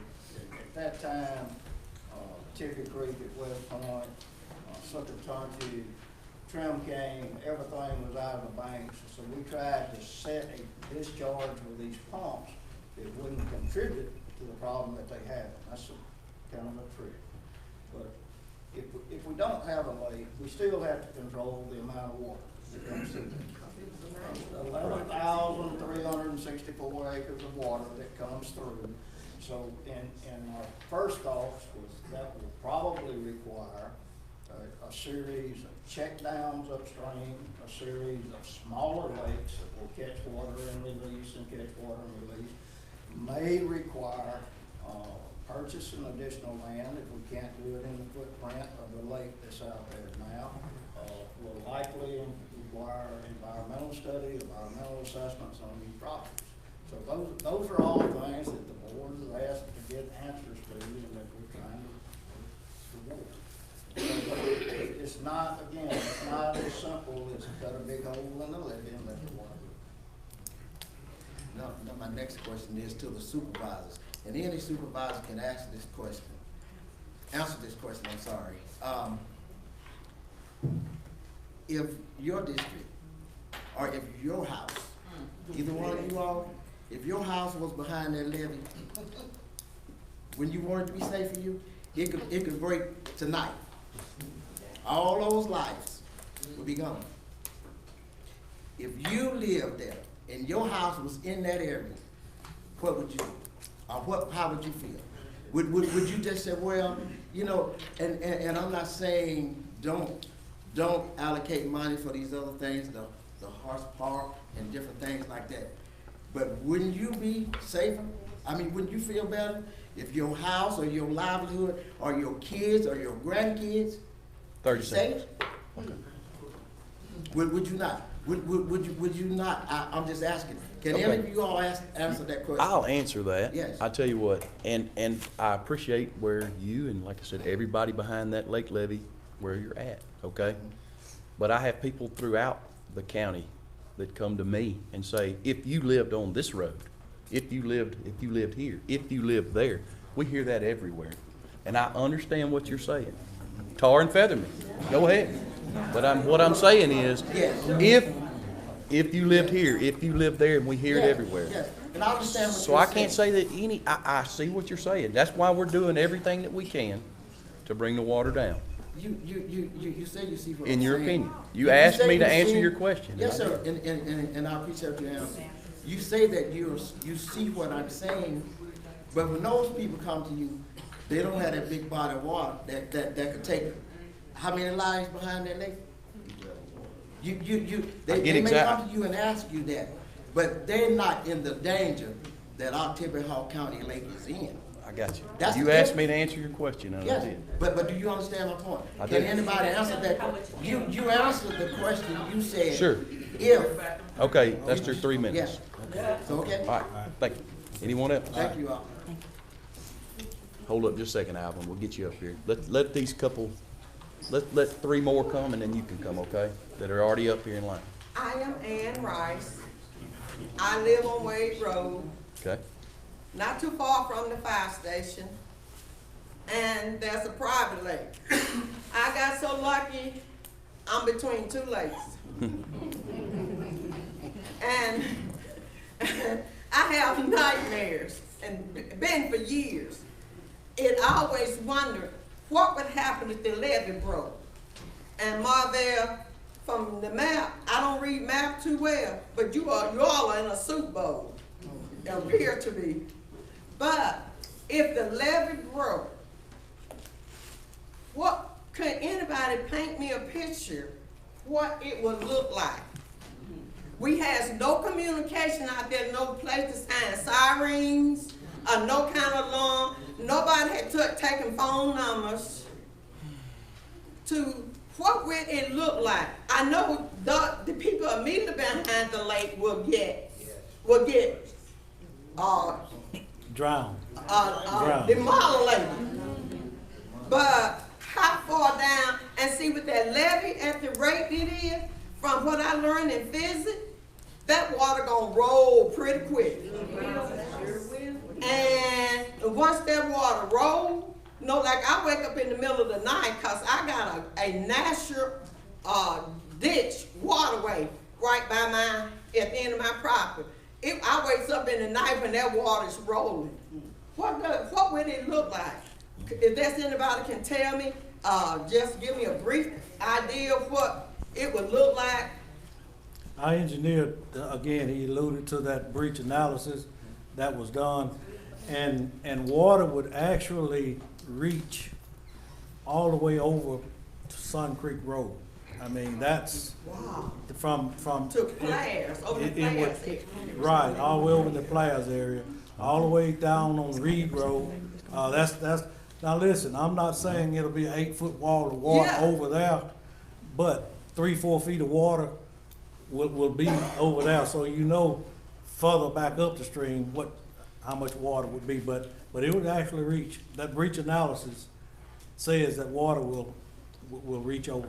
How much time would you have to get up? See, midnight, after midnight always scares me because the worst thing always happens after midnight.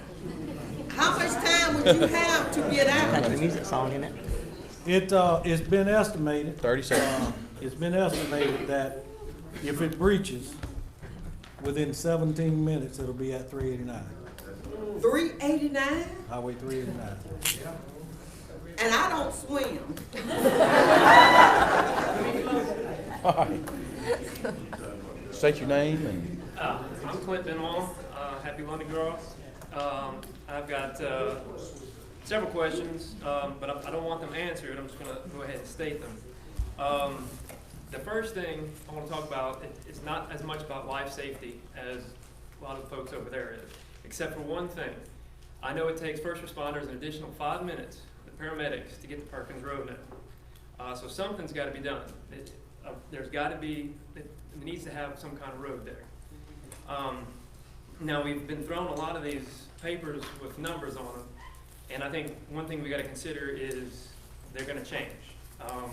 I appreciate what Richard said. They still got a lot of assessments to do. I don't think you can take away from these numbers. They've got to be done. I'm sure when they did Blackjack, they had to get assessments done. That costs money. So money has got to be spent before anything is going to be done. Now the second pamphlet, a lot of it is about this this lease agreement, and I know that I was contacted by Stansberry several years ago wanting me to help out because he wanted to develop stuff. Now he only talked about 20 acres though he ended up doing as a residential lease, and the rest of it was still just recreation. Of course I didn't want any residential because north side of the lake, it's a swamp. It's just going to devalue the property. And as it is right now, though, property is very devalued. I've been living at the lake for almost 15 years now, but I'm on the high side of the lake. Of course, we've had droughts 3 of the last 6 years, not consecutive.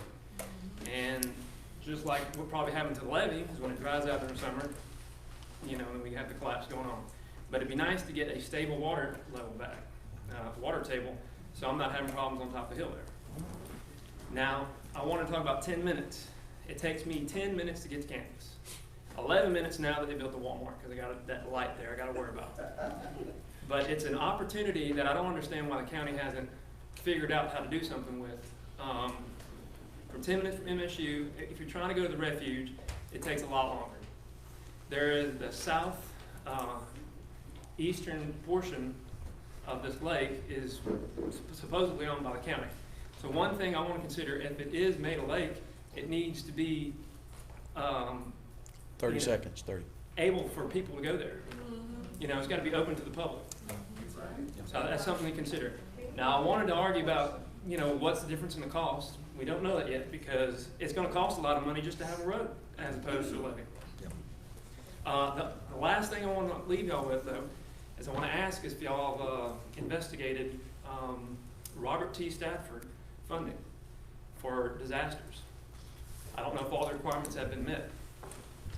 Because it just seems like at the state y'all in, it's already been declared a state disaster.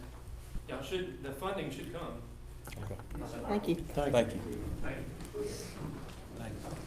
John, could I, Go ahead. quickly to that, follow some of the, we've approached through diligently for the last couple of years. We've been to Senator Woodward's office. We've been to Trent Kelly's office. We've contacted the congressman. We've been to NRCS, the National Resource Conservation, about emergency watershed protection money. We've been about everywhere we've known to go. The supervisors reached out, we've prepared some information, we took it to them. We've gotten pretty much the same answer everywhere. We don't have any money. Now, unfortunately, we left most of those meetings and we said, what happens if the dam fails, if we have a collapse or a failure? And they said, well, we'll have to come up with some money. So that's sort of what they've been up against. One of the problems that we've had, or issues we've had with funding, and this goes to the Stafford comment, is that some of these MEMA requirements that the government had require 50% of the report of obtaining these loans is that you have enacted the International Building Code in the county, which we've not done. So we lose 50% of our points right out the gate. So on some of those things, we've not pursued them. We didn't come to the chance that we always going to get to start. Okay?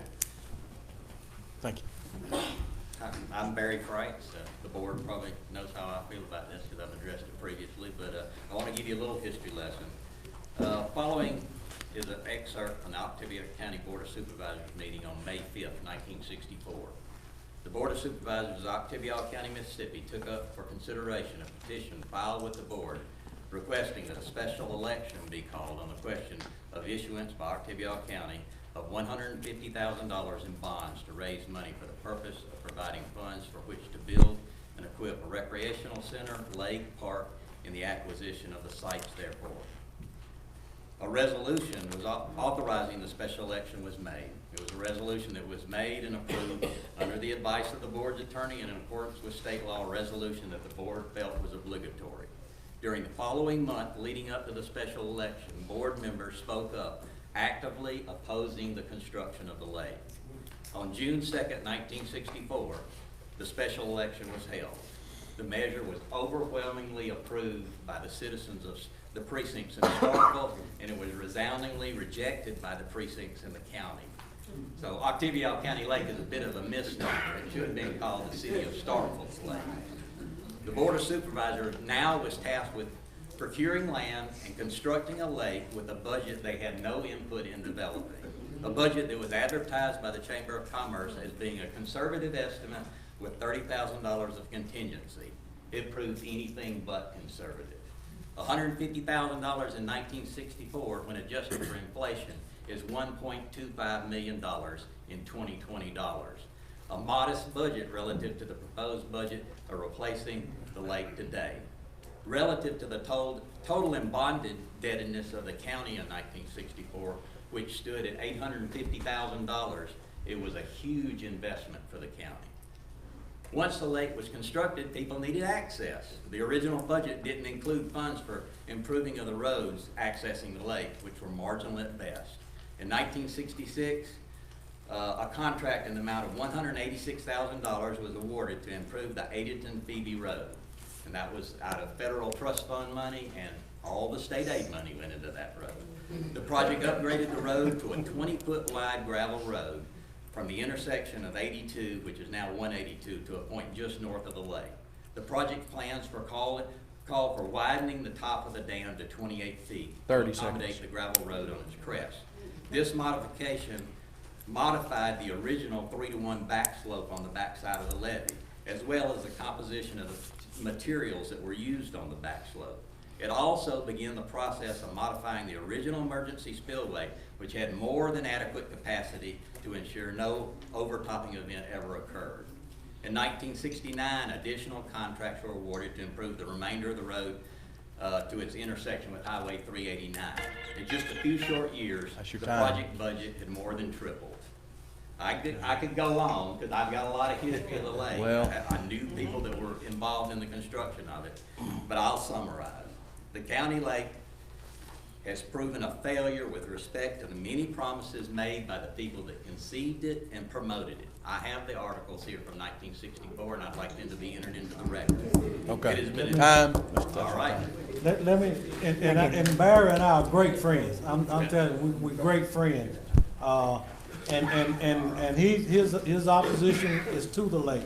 And I appreciate the history, but the bottom line is this: the lake was built. So now that it is built, we've got to keep the people safe. I mean, that's just, you know, back in '64, that would have been a good argument, but in 2020, and again, and I mentioned this earlier, I need people to sort of separate the dam and the lake. There are two different things in the eyes of the state of Mississippi. Okay. Okay, so let's separate the dam and the lake. My name is Him and then Philip Alvin. Spanner. You're I after live him. on Sun Creek Road. There is no doubt for an infrastructure you need a road. However, do you need a lake? You have three major issues here as I see it. I'm a simple engineer, so I tend to make things really simple. First of all, you got a problem because you got people living behind the dam that creates its own problem. And they were there before the dam was built. You know, so So you're that trying to one is repair- out. That one's out. But what happened before the dam was built? It flooded. Yes. It flooded. It flooded. It was a swamp. Hold on. Go ahead. Go ahead. That's all right. It was a swamp. It All right. flooded. But you said the dam was built. Okay. Go ahead. We don't have to live with that. There is the third option that you were talking about that nobody has discussed. The only option I've heard since I have heard anything about this is repair the dam. Why not improve the waterway system to drain the waterway, build a road that you don't have to maintain, because an earthen dam is probably the most expensive dam to build and maintain. They have a failure rate that Johnstown, one of the most famous dams in history, was built because a bunch of rich people wanted a lake. Look at all the dams that have failed. They have been earthenware dams. The county must maintain something for a non-public use facility. I can't go fishing in County Lake unless I pay someone to go fishing, but my tax dollars have to maintain The its dam. existence. The dam. You can't fish from the lake, I mean, from the bank. Bank. You All right, can't go ahead. fish. Right. Go ahead. And the third thing, I believe in accountability. You said it, sir. I drove out there when it was drained. How did it fill up? Who raised the spillway levels? Who's responsible for raising them? Now they say they can't lower the dam. It was down where I could walk across that lake because I'm tall enough. How did it fill up? You're absolutely right. And How did- let who me, did they fill up? who filled it up? The good Lord above filled it up. No, sir. That's who filled it up. He provided the water. Let me He go didn't- back. He provided the water. He did not set the spillway levels. Actually, we keep that spillway open year round. I Did you, I could have gone out there with a sledgehammer you and could broke have, that retaining you could wall. have, but didn't you not hear the engineers tell you that in a day and a half, 8.5 feet of water level rose in the How lake? long was that concrete structure above the water level, sir? Okay, A day. let's, One day. it's been now since it was built. No. How long was that concrete structure when the lake was drained? How many days did you have to go out there with a buzzsaw and chop 6 feet off the top of that piece of Well, concrete? listen, I'm back to my original statement. I've been screaming for 4 years. That's all I can tell Yeah. you. But all I'm saying is, you have a third option, which is to investigate an alternative to fixing something that should not have been built and is expensive to maintain and Okay. does not support public interest, sir. Let me throw something in that everybody is not thinking about. In order for the lake to be built, it had to be a huge amount of dirt taken out, right? First of all, do you think that that community wants a big mud hole out there? You want to cripple the community. Second of all, in order to return it to its natural state, are you gonna haul all that dirt back in You don't and have to haul redo dirt it? back in. You can structure a waterway system, sir. I mean, I mean, the questions you asking is. All right, your time's up. Thank you. Thank you for your comment. Thank you. Alvin is next. Mr. Alvin Turner. Hold up, sir. Mr. Turner, he's been chomping at the bits. We're gonna let him. Good evening Good evening, Alvin. to everyone. Everybody know me. All right, I'm the second vice president of the NACP, and me and him is first cousin. I told you that at the last meeting. Now, it don't make sense that you want to be a public servant, but then when things get to it, like I said, the clock is ticking, and if you don't do nothing, the blood is on your hands. Because now, why would you want us to trust you all, and you all won't do nothing for us? There's no, you got taxpayer money. We have to pay our taxes, or either we lose our place, but then we can't get nothing done. If anything happens, the NACP, Oktibbeha County, Clay County, Knoxville County, we gonna hold somebody responsible. Because the clock is ticking. And just because there's nobody that's related to you all, I got all kinfolk. That if that thing break, I lose everybody. Alvin, is that it? All right. Thank you.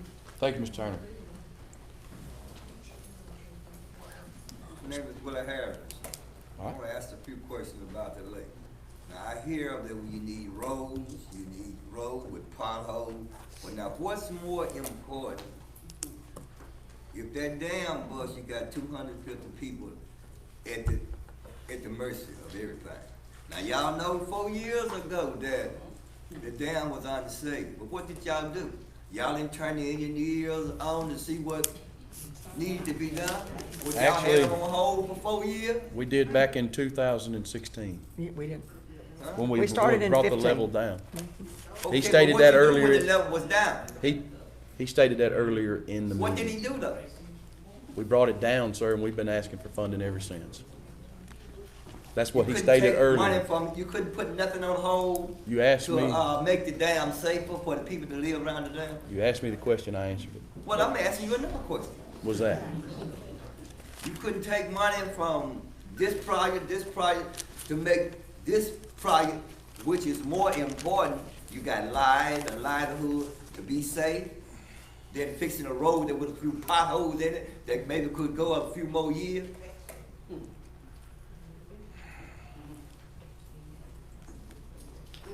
Oh, my time's up. Okay. No, your time's not up.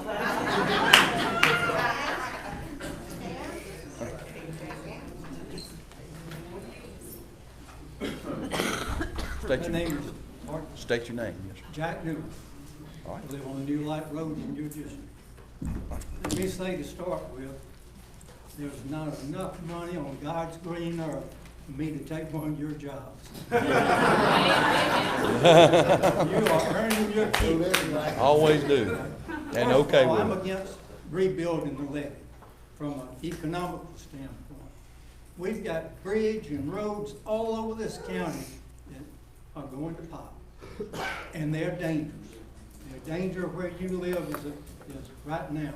But Mr. Howard, thank you for all your work on this and the options you came up with. But it looks to me like it's robbing Peter to pay Paul.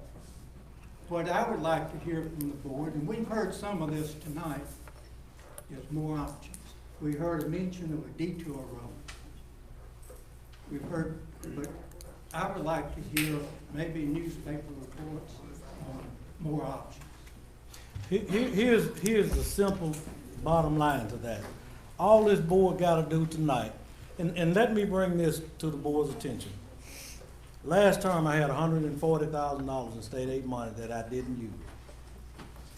So tonight, what I wanna submit to the board is let me use that $140,000 in state aid money that I had left over from last term. Let me use another $110,000 of this current $2 million state aid money and turn the engineer loose. That's all we gotta do tonight. That's a simple solution. We keep going back and forth, but there's the solution. But that's not to answer the questions. That is only to do the plan to build the levee. So we're still not getting the answers to all of the questions that we have about the options. That is not. Listen, I wanna use my money for him to do the plans. Now, the board can vote to pay him to do the hourly work if they want to. But I'm requesting tonight from this board that I use my $140,000 in state aid money that I had left over, along with the $110,000 or $105,000 of this round of state aid money to authorize the county engineer to move forward with what he's gotta do and eliminate this excuse about we don't have the answers that we need. Let's turn them loose, and we can do it tonight. Well, my point, I'd like to see more options presented, and my last comment is. Can we let him finish speaking before we mumble and grumble? Go ahead. My last comment is, I'm not an engineer, I don't know. I'm sorry, I can't hear you. We need to keep it down, please. Thank you. I'm not an engineer. All I know about dirt work is a shovel in my driveway. But I'm gonna tell you, I don't think $8 million will touch replacing that levee. Well, but we don't know until we actually develop some plans and put them out for bid and get some quotes. That was the figure that was thrown out. Well, that's what I said. That's what we're throwing around. But until we actually develop plans, we don't know. We don't know. Okay. State your name. The floor is yours. My name's James Jones, and my question is, if you had the money tonight, or were to vote on the money tonight, how long would it take for something to get done? I mean, we're in an unsafe condition right now. We're in an unsafe condition right now. Will it be fixed? Will it be fixed before we get to summer? No, absolutely not. It's a 2-year process. Okay, so we're in a dangerous situation right now, and what we're talking about right now is not gonna fix it before we get out of that dangerous situation. So, biggest thing we need to worry about is making it safe right now. What we can do, which is the pumps, is what you're doing. Okay? Then figuring out what needs to be done to make it safe is what I hear a lot of people wanting to do, because we can't make it safe. That should have been done 4 years ago. Absolutely. Absolutely. Okay, that should have been done 4 years ago. Right now, anything you do or anything you talk about tonight won't be done till maybe the end of the year. I know, but you gotta have a proposal to move forward. I understand that. I understand that, but safety is the first thing, which is we're doing all we can do right now. That's it. Okay, so we don't need to get in that big of a rush to spend the money. We can do the research. I understand that. That needs to be done. I'm of the opinion we don't need the lake anymore. I think it's been a waste on the taxpayers. It shouldn't have been there. We don't need the lake anymore. I really do need people to understand. I really need you to understand this. Let me go back. Will you pause my time, please? Pause it. The state of Mississippi, years and years and years ago, said every 16th section of property will be under the control of the school board. They can use that to generate funds for the school district. That lake happens to be, most of it happens to sit on 16th section property. That is controlled by the school board. Now, I need you to separate this. The Board of Supervisors' responsibility is that dam and the road that goes across the dam. Now let me say this, and this is probably a legal question, but you add a whole nother element when you start saying, well, let's not have a lake and let's do this to the lake, let's do that. All right, you got a school board you got to deal with now. You add a whole nother element to this lake deal. When you continue to talk about a lake, we need to talk about the dam. I understand that. The dam was put there for the lake, correct? It was, yeah, I'm sure it was. And the road was put on top of it to have access. Yeah. So, right now, it's gotta be stronger because you got all that water behind it. Right, So, right. it changes what you gotta have versus a road versus a dam. So if it's gonna be a dam, it's gotta be stronger. If it's gonna be just a road, then it doesn't have to be as strong, we might not have to spend so much money. Also, you gotta maintain the dam, which is gonna cost you a lot more, and it's cost us way too much over the years for nothing. For nothing. And I Thank you very much. understand, but anyway. I have a real basic question just for the engineer. On a basic level, would it cost more to destroy the lake and make roads versus repair? On a basic level, just basic, what would cost more, repairing it or making a whole new road? Basic. Well, we don't know. I mean, that's the thing that I will say either one's gonna be very expensive, okay? Exactly, more than $8 million, I'm pretty darn sure. I'm sure. All right, that's all I'm saying. My name is Jean Mohammed Iraq. Go ahead. Whether you use state aid money or you find the money somewhere else, like raising taxes, get a loan, get a bond, I don't really have an opinion on that. I would just implore you to fix the dam. The Longview project doesn't impact me. The Blackjack project doesn't impact me. I'm sure the residents in those areas are super excited that those projects are moving forward. And as a taxpayer who is also contributing to the county, I'm super excited that those projects can move forward because I've heard a lot in the news and I know that those residents really care about those projects. This project impacts me and I care about this project and the people who live around there care about the project. Fix the dam. Thank you. Thank you.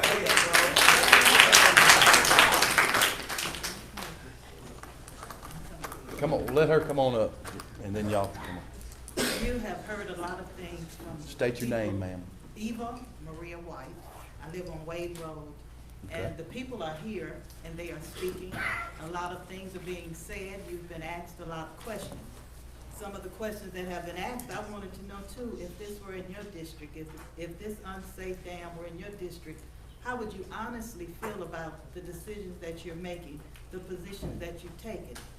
Also, if it's been 4 years, why has no money been allocated to work on the problem or to continue to work on the problem if you started?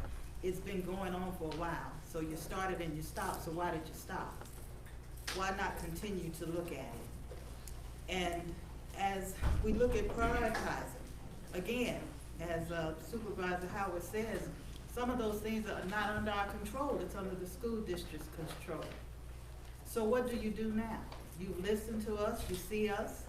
So how do you come together and make a united decision that takes you out of just being for your district and work for his district this time?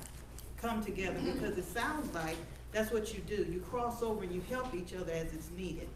So we're in an unsafe position. We don't like it. We don't like having to go to bed at night with your suitcase down beside your bed, trying to figure out if we're gonna get up and have to run over in the night. My brother-in-law is an invalid. I have to make preparations to move him. I can't move him in a car. I have to move him by ambulance. That's what I had to do the first time, have an ambulance to come and move him. I don't like that. And I definitely do not like being compared to a pothole.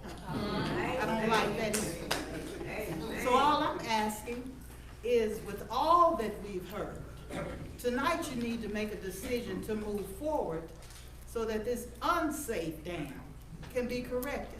We're through talking about the lake. We're talking about an unsafe dam. And I do appreciate everything that you do, and I agree, I wouldn't want to sit in your position because I know it takes a lot to get familiar with you. But thank you for all that you do. But this time, come on out to District 3. That's right. Come on out to District 3 and help us out. Thank you.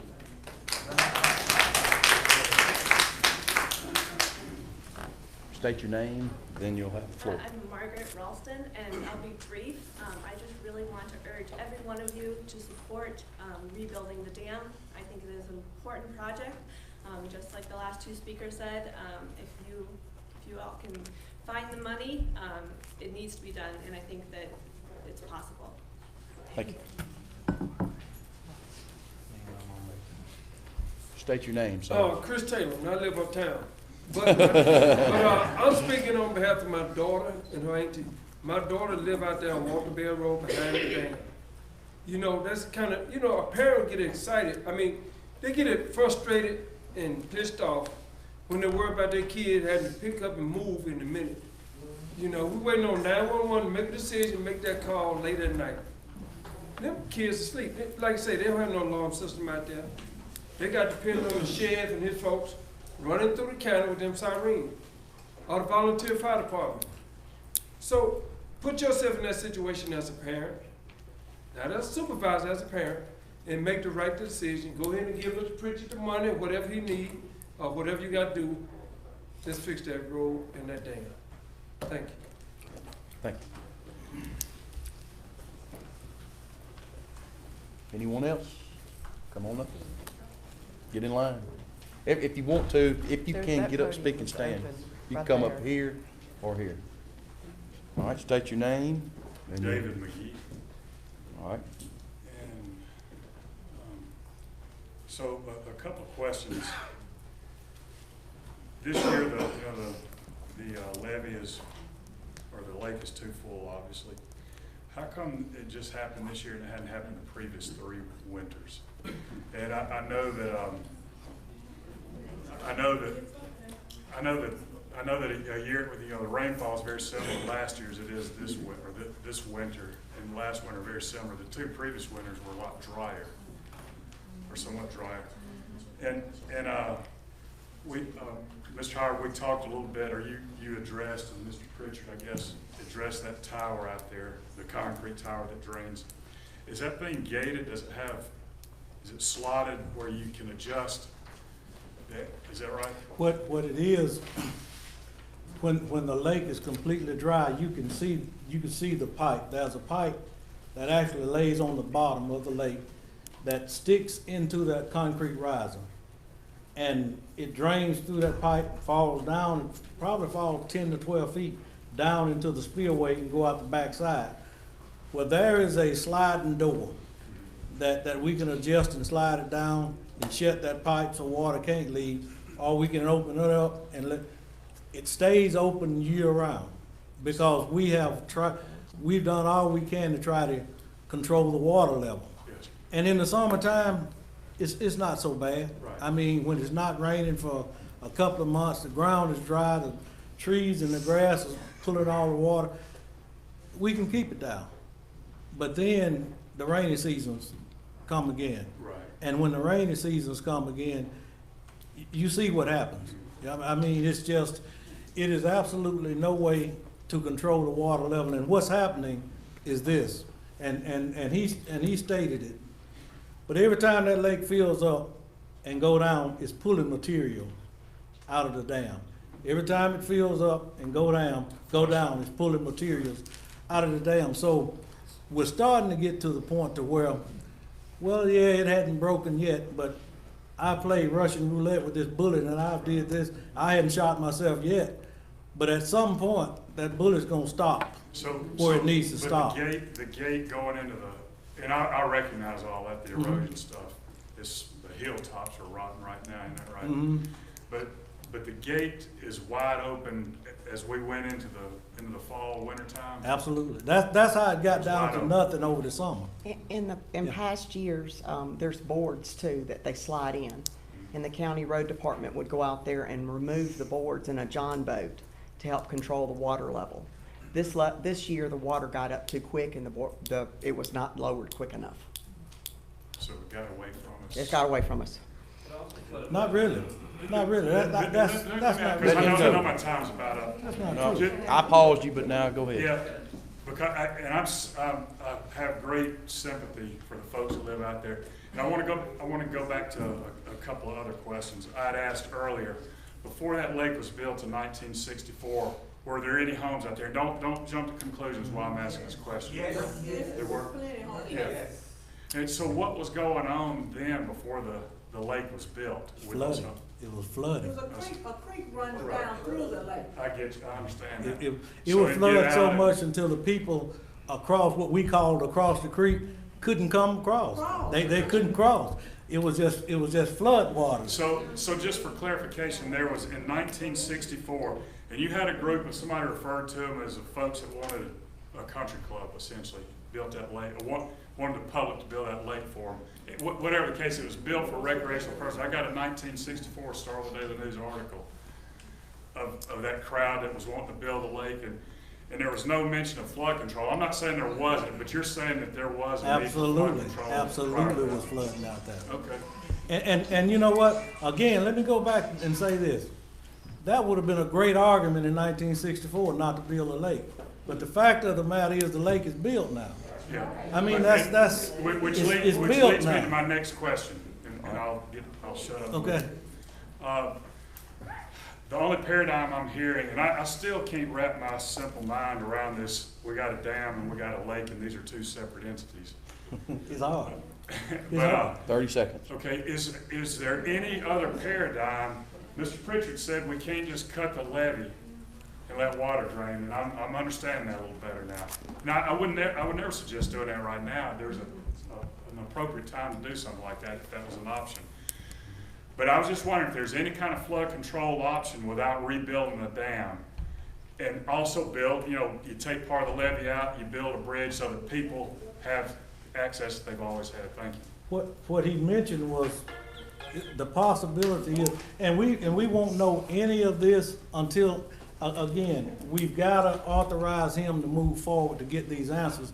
But what he sort of talked about was, if we don't have a lake, we sort of maybe got to go back upstream, maybe possibly purchase some other land, build a couple or three smaller lakes to sort of be able to control, because Mr.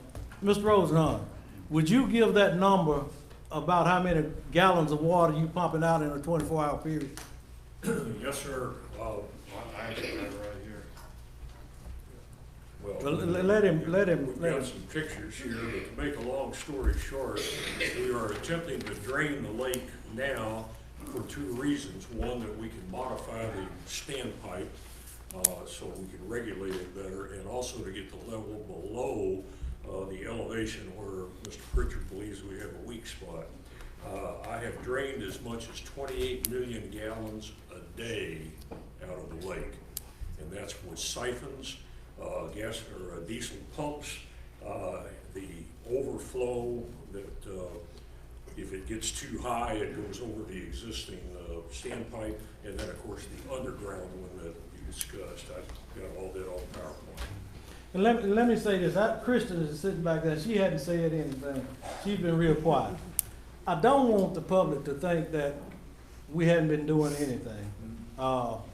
We've been doing some things. Kristen, myself, and Mr. Pritchard, we've logged quite a few miles back and forth to Jackson, going to meet with our representatives and our congressmen, our senators, and things of that nature.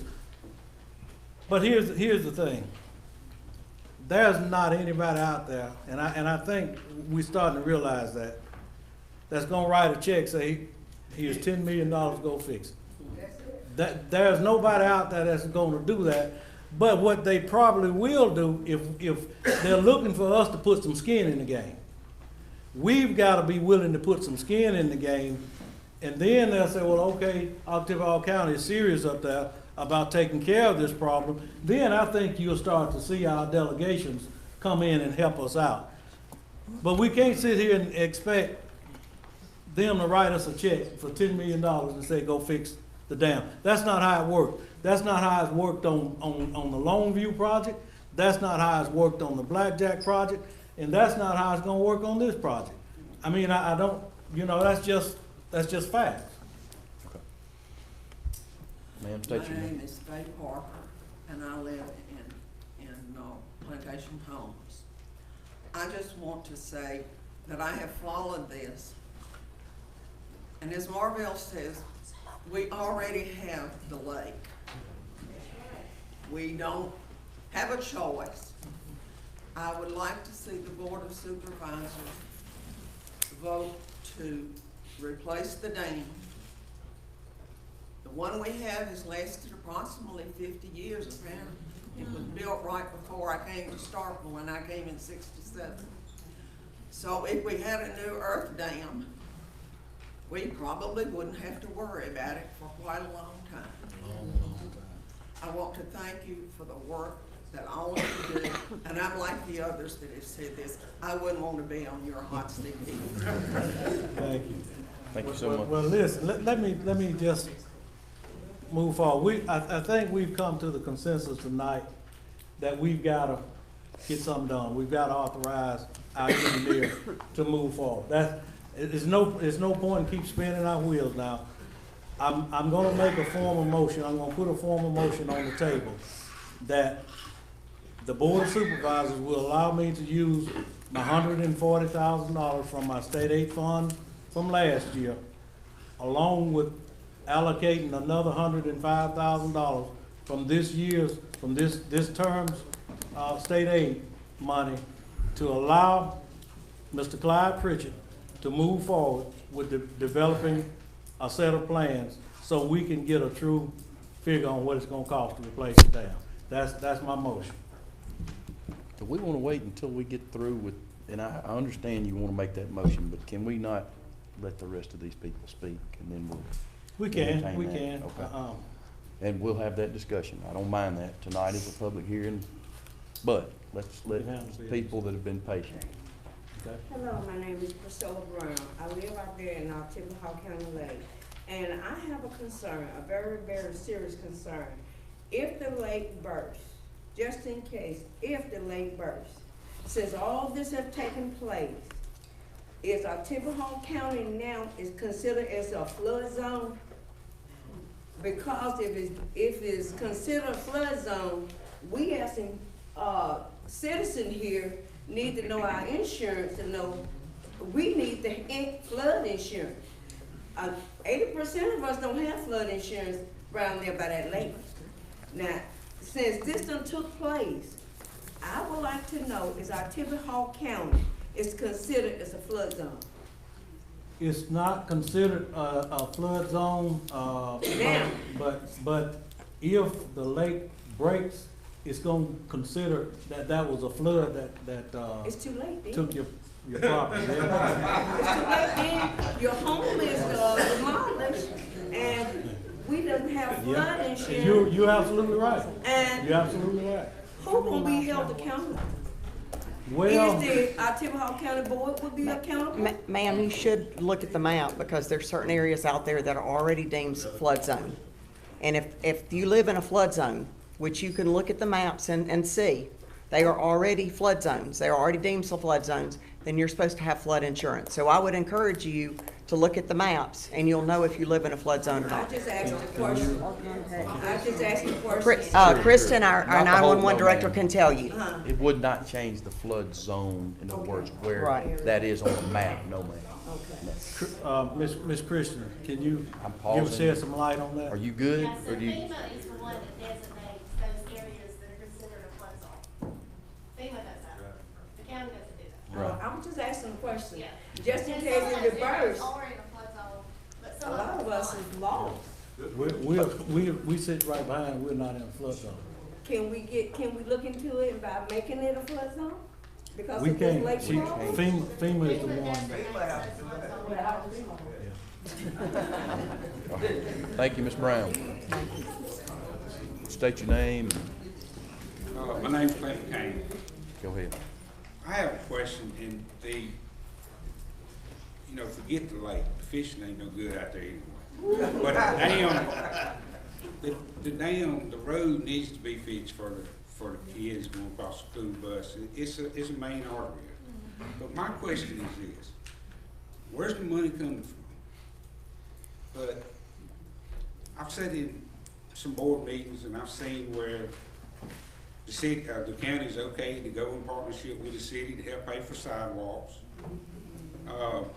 Poorhouse Road been redone a couple times. New road out there that connects to Poorhouse Road from Mississippi State. We're going out to Blackjack Road. Yeah, I know there's people out there that pay taxes. But are we actually going out there because it's Mississippi State? Or are we going out there because the people that live there has paid taxes, not the 4-year students that come in for 4 years to pay taxes? And take away from that lake.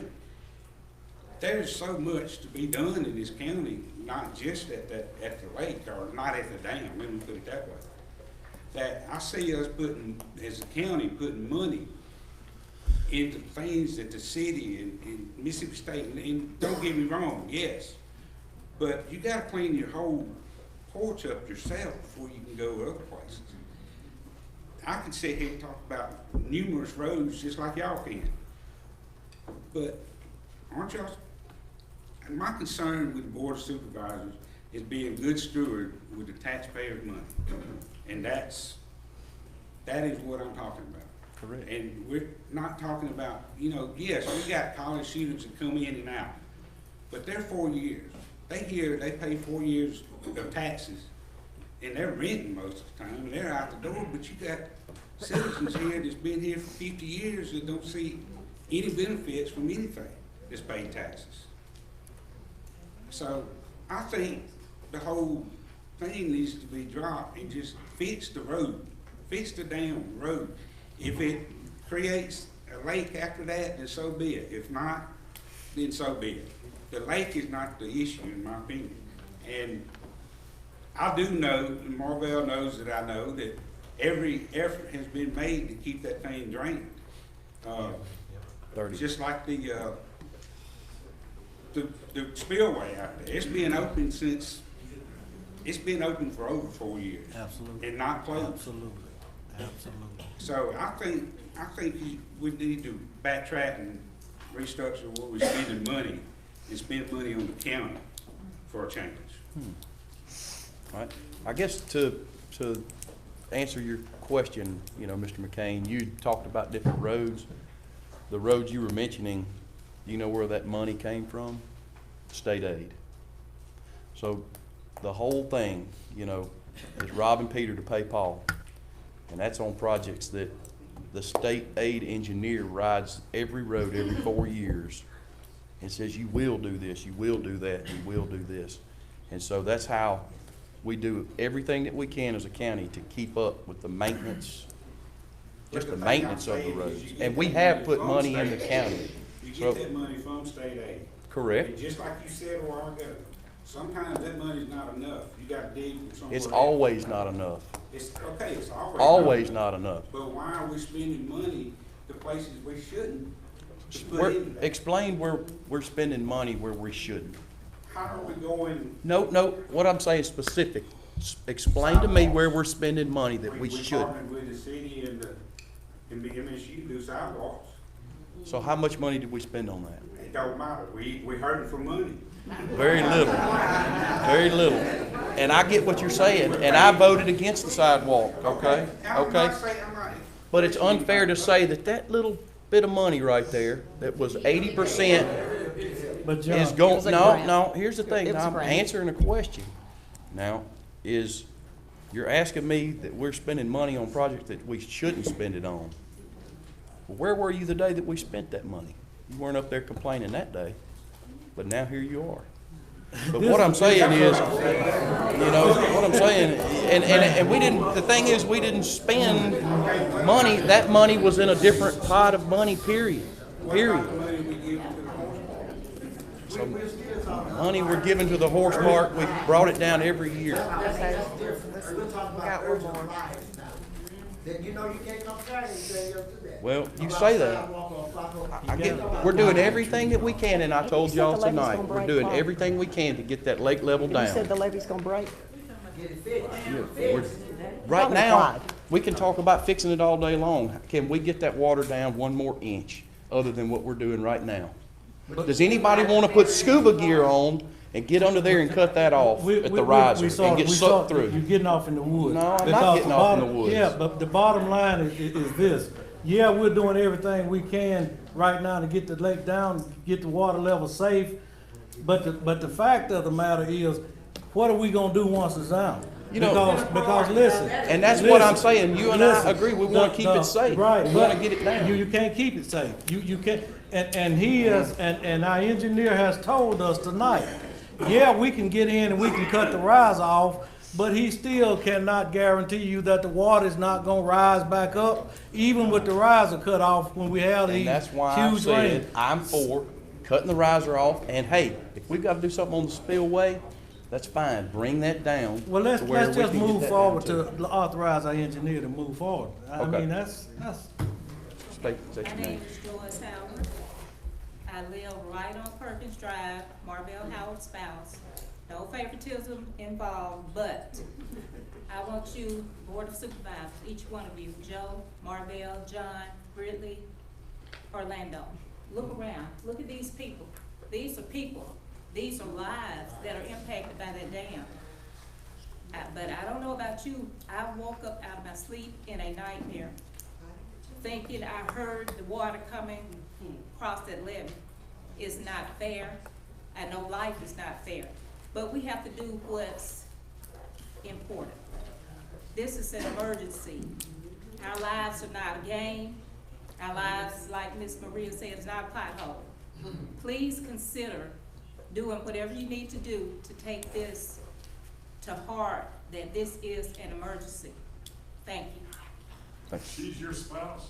She is. I paid her a bunch of money. You gonna take her out to dinner later? Yeah, absolutely. But listen, we have. I've been up. Listen, I get up hour on hour.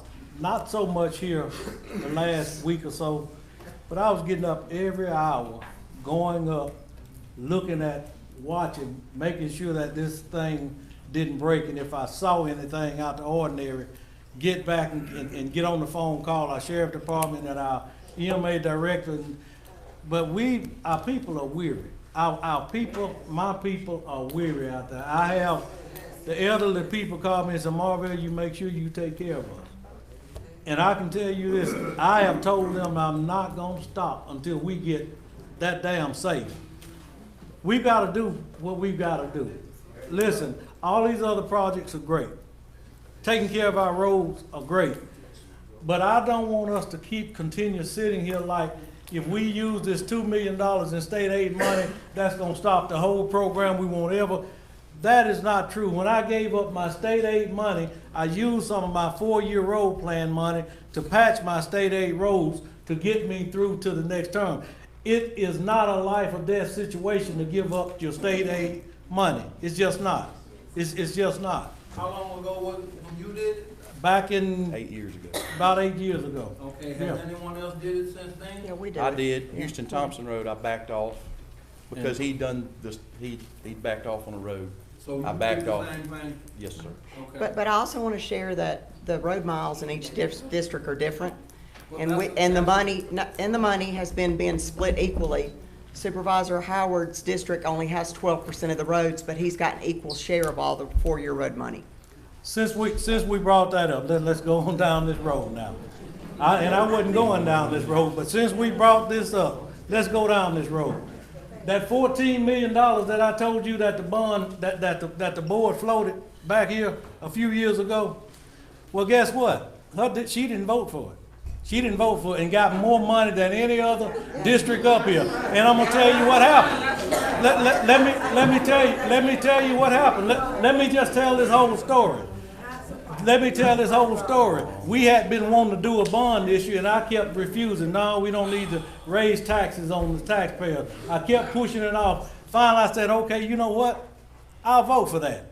But we need to make sure we split all the money equally in each district. Well, guess what happened?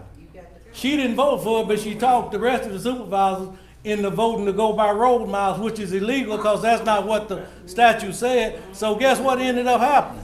They took about $1.3 million from District 3. They got over $2 million and something dollars in our district, and guess what? I got $700,000 because they decided after we voted to do the road bond. Well, now we don't want to stick to what we said, so we gonna do it enough. So they vote. So I'm up here asking for money, but when I've had $1.3 million taken away from my district. Now since we're going down that road, thank you. Well, I'm glad you brought that up. Well, wait, before you clap. I'm glad you brought that up. Before you clap, let me clarify. There's no I voted no to raise taxes, okay, to do the road bond. It was approved to do the road bond. We had to come back and then allocate how we were gonna spend the money. Because it was my first We didn't term. have to because we had already Please agreed don't on interrupt. spending Please the don't money. interrupt. No, she I didn't needs to tell interrupt it you. like it I is. didn't interrupt you. Please be polite. So we had to decide my first term, they divide the 4-year road money equally. The districts are not equal. They're not equal in assessed value, and they're not equal in road miles. Supervisor Marvell's Howard's district only has 12% of the total miles. Our districts have more than 20%. So why would the money be split equally? So when the bond did come back, you're right, it doesn't just take one, it takes 3 to make a vote pass. So he can point the finger at me, and I'll be glad to tell you that my district has more road miles, so I did support. Excuse me just a second. Yes, sir. This lady has been waiting for the last 7.5 minutes. Yes. What we have heard back here is a political argument. No. Okay. Because listen, here's the bottom line. I know. But I need to make sure I clarify this. She says road districts, road miles, assessed the value. That's not what the statute says in a unit system of government. It says money goes to the most needed place. It doesn't say anything about road miles or anything else. He's correct. Let's move on. Bam. Hey, I lost 100,000 in that too, so. Yeah, John did. I did, but hey, that's water under the bridge. Go ahead. My name is Linda Turner Edmond. I am a resident of Oktibbeha Road. I was born and raised there, spend most of my time there.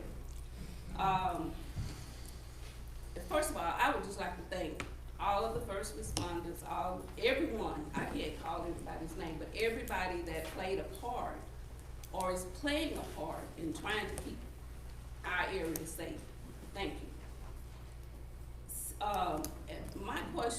One of my questions was that you all mentioned that the Corps engineers are coming in to do whatever assessment.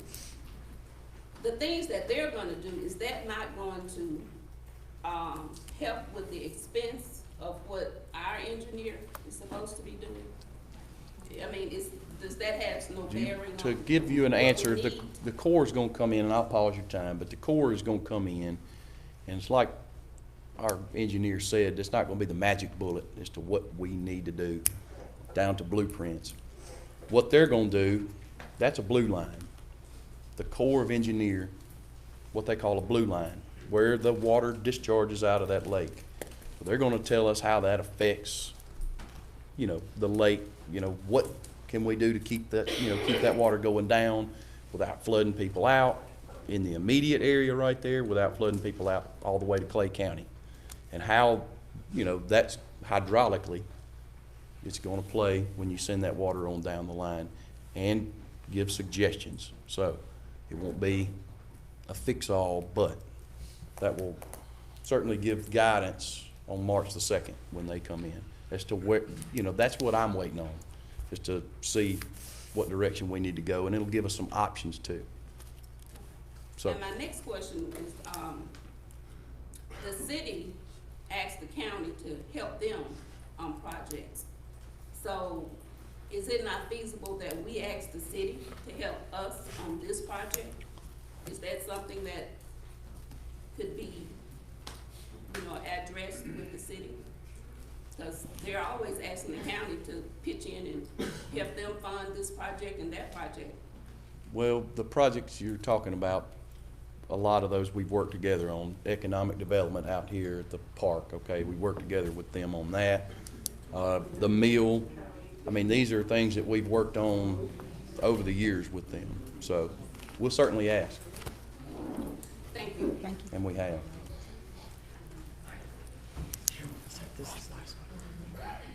Okay, my name is QL Seals, and I'm the other half of Mr. George.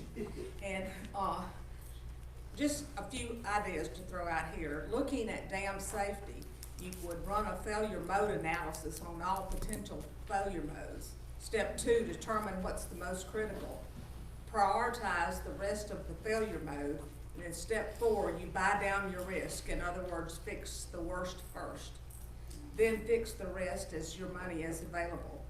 Don't tear the dam down and rebuild it until you know what the problems are. Thank you. Thank you so much. What? Yes, sir. State your name and you can have the floor. My name is Curtis Birchfield. I live a mile north of the Oktibbeha County Lake. The shortest way to town is for me to come and go Oktibbeha Road, 389. You supervisors, you do have a tedious job. And the situation of the strategy that you guys seem to be using against each other, the terms of different things, the allocation of different things, the priority of different things, you guys need to work out a system between y'all better than what y'all working together. Because I asked Marvin about when he did his, so he sacrificed to help somebody else. This young man here said he sacrificed at a time because Marvin had to sacrifice. Okay, 1, 2, there needs to be a third sacrifice made, and maybe a fourth sacrifice made for the safety of the people in my neighborhood. And I'm just asking y'all, you know, don't strategize to confuse or complicate the system, because that's what it looks like to me. It's like you know, when you know how to play poker, you can play poker, okay? And when you can call 5 card stud at the beginning, and then remind everybody else, I win because we call it. It seems like some strategies going on. And from what Marvin said, something went on, and he said something went on that he helped Marvin. Okay, it's time for, as a whole county, you know, 1 strategy, 2 strategy. We need a 3rd and a 4th strategy right now, because it ain't gonna always be us out there. You know, next time one of you strategize now may need some strategy. So let's work together as a group instead of politicking against each other, strategizing against each other. Right now, I drive an extra 2 miles to get to town. And there is a 911 factor of emergency getting out there. And as a group, as a whole, right now it's our Oktibbeha County Lake area. But yes, what y'all been living with, you know, y'all been living with it. That's potential death. And right now it's us. And just, you know, if we don't get help now, you know, y'all gonna want some help later. It ain't gonna always just be us. Thank you. All right. Anyone else? Just got a quick question for Mr. Pritchard. I know everybody, all of us, got property all downstream. Our main concern right now is the height of the water. What's your estimate down? It looks like the rains have let up, so the water will be down low enough to cut the road. That's a good question. I'm gonna follow up on one of the earlier statements that was made, why now, when we didn't see it the last couple of years. One of the things we've done is we pull rainfall records for Stockport, Mississippi State University. We press don't quote it to the decimal point, but short version, 127 years of record from January 1st through February 11th, that's the last count I got. We've had over double rainfalls that they've ever seen before in 127 years of record. Most they had was a period, I believe, in '83, somewhere around there, 8.5 inches in that period. February 11th, we were at 17.75 inches of rainfall in this area. So that's one of the reasons that. February 11th, we're 17 something? From January 1st to February 11th. So, and those records are out there. We've pulled them. We've been trying to plot lake level rainfall pumps, you know, keep track of this thing. Anyway, our best guess now, if we didn't get another drop, we would probably be, based on what Kirk's seeing, what we're seeing, we've had some siphons that worked, didn't work, etc. We're probably 2 to 3 weeks from getting this thing down. It has sped up. Sorry? The speed of it dropping has sped up in the last week. Well, naturally, I mean, it makes sense when you've got a 900-acre footprint, you're pumping the same amount all the time. As that footprint goes down, you see the water level go down. We got 2 more extra pumps, huh? We've got 6 pumps running. It was 4 for a while, now it's 6. We started with 6. We had 2 that weren't fully functional early on, but we've had 6 pumps all along. At one point, we had as much as 4 siphons. We lost a couple of those for mechanical failures, this and that, but 6 pumps and 2 8-inch siphons running. And, you know, Kirk has reminded me, but, you know, everything we have in a model, if we get 1 inch of rain over that basin, it's gonna raise that lake roughly 2 feet. And what we've seen, what we've tracked since early January, late December, so that's pretty close. And, you know what, one final comment, John, and I'll back down on whatever y'all say, but there's been some comments about fix this, fix that, repair this, assess that. Fully appreciate that. We are under mandate right now from the Department of Environmental Quality. If we have a lake, if there is a dam, to bring that down to their standards. They will not allow us to piecemeal it.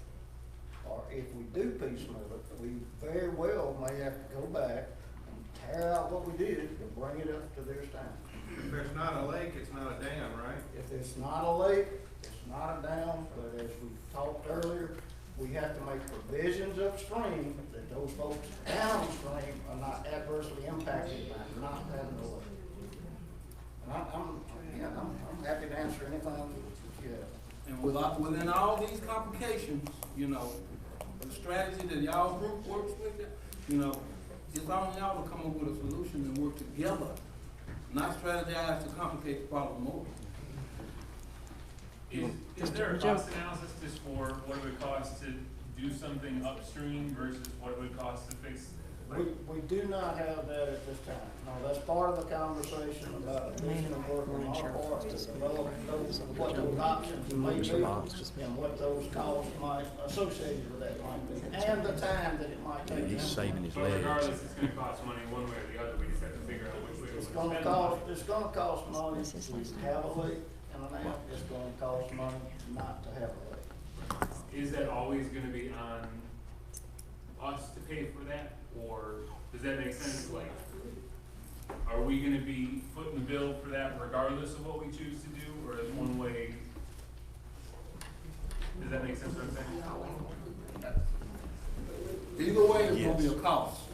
I don't know that I can answer, but Either this way. gentleman was correct. There's gonna be costs associated with either way. Back to an earlier comment too. If you've got an urban dam, there's gonna be maintenance costs associated with that dam. And we're required now to inspect that dam annually. Lately, I've been doing it like 3 times a day. We have to inspect it annually, and every couple of years, we have to do a formal inspection that's a real detailed, that republishes that emergency action plan in case there's been new developments downstream. So every couple of years, we have to go through this whole exercise of evaluating that again. And just to add a little bit to that, if we go upstream and we do these little smaller lakes to control the water, we still gotta maintain them. They've gotta be maintained. So regardless of, you're not gonna get out of having to maintain. It's a road. We have to maintain roads. It's a bridge. We have to maintain bridges. If it's man-made, it's gonna have to be maintained. Okay. State your name. My name's Robert Bottom. Been in Oktibbeha County all my life. And for about 2 terms, I sat on this board. That lake has been a money pit since before I was on the board. Probably never should have been built, but it was. Now we've got the problem of what to do. We're trying to chase big money, whether it's 2 million, 4 million, whatever.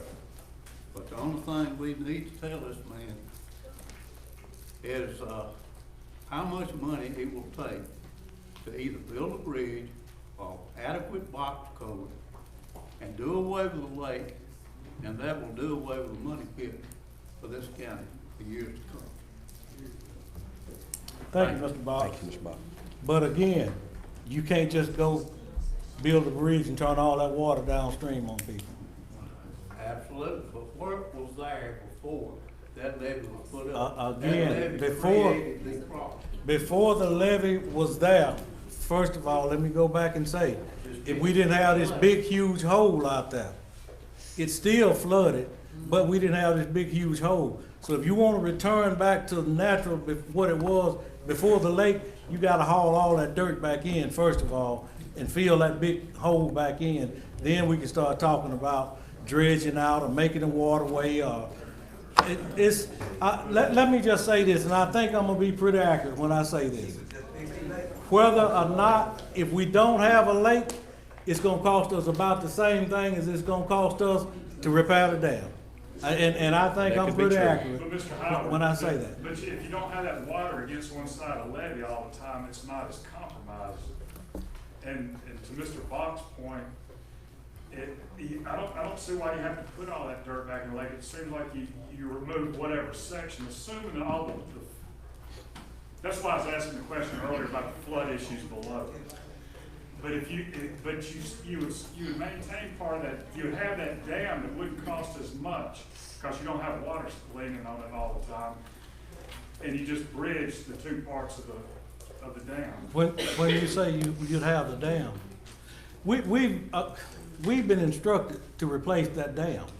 I keep having to try to get people to separate the lake from the dam. And let me tell you something. Let me tell you something. You all are just now starting to notice the lake out there and the dam. I've been noticing this for years. Every time the rain, it fill up, I draw up. You all just now starting to notice this. Do you not know that as you travel across that dam and you go across that emergency spillway, that we've got old bridge rail and slid underneath that and propped up, holding that emergency spillway up? I mean, you keep talking about the water and the lake. I'm talking about the dam. That's what we've been instructed to do.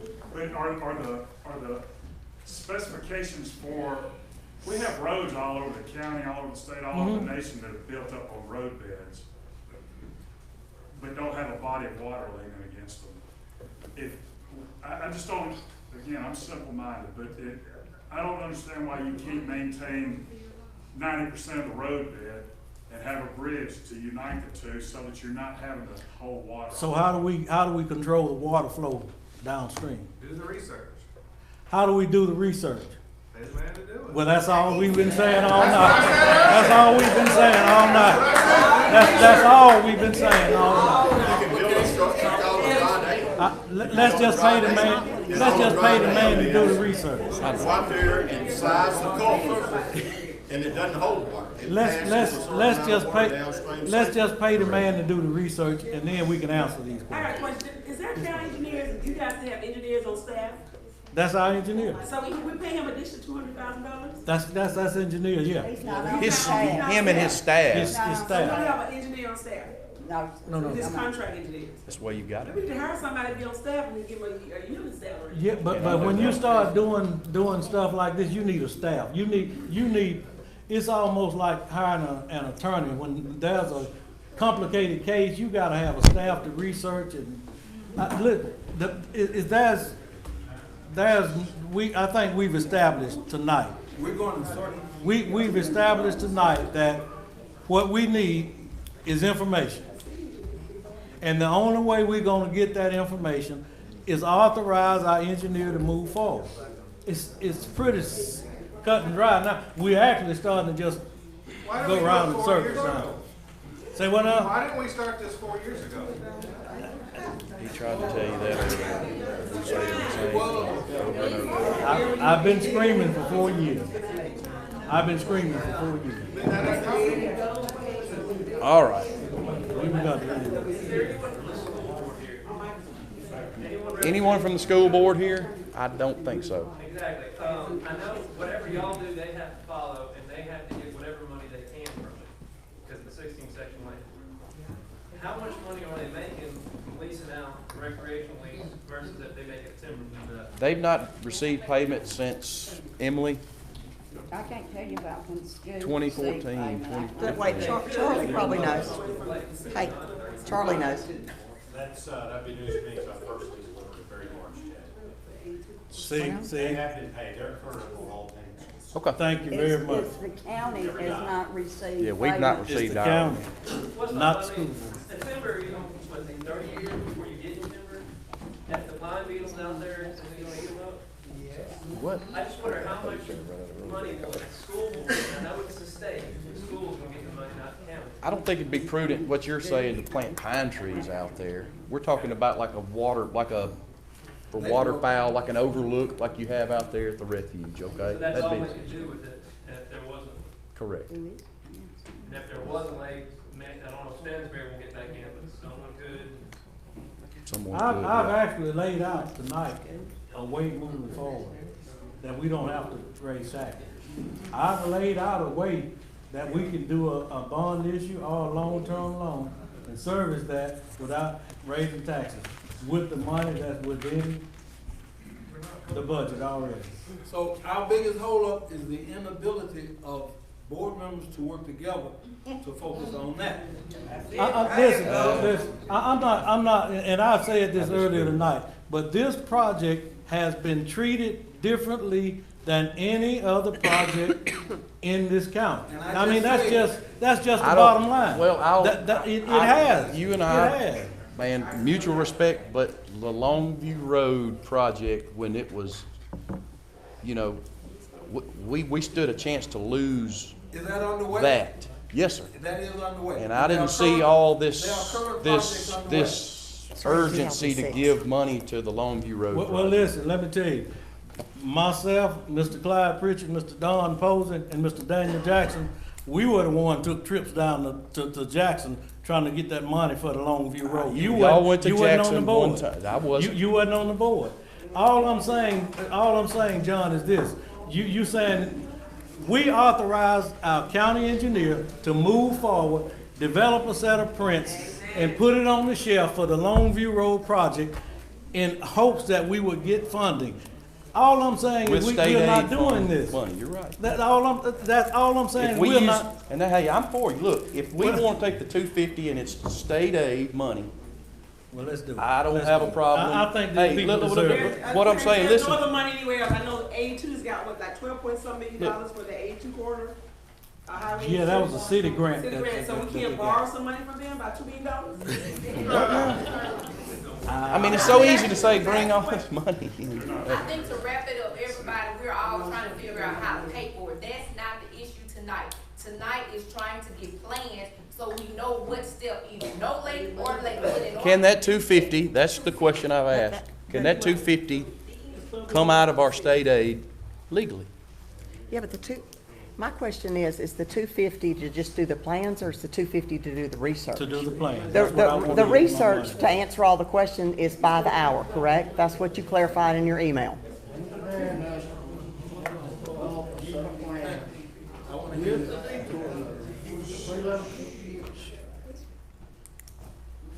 Let's listen to The this estimate now. for engineering to do plans and specifications Please.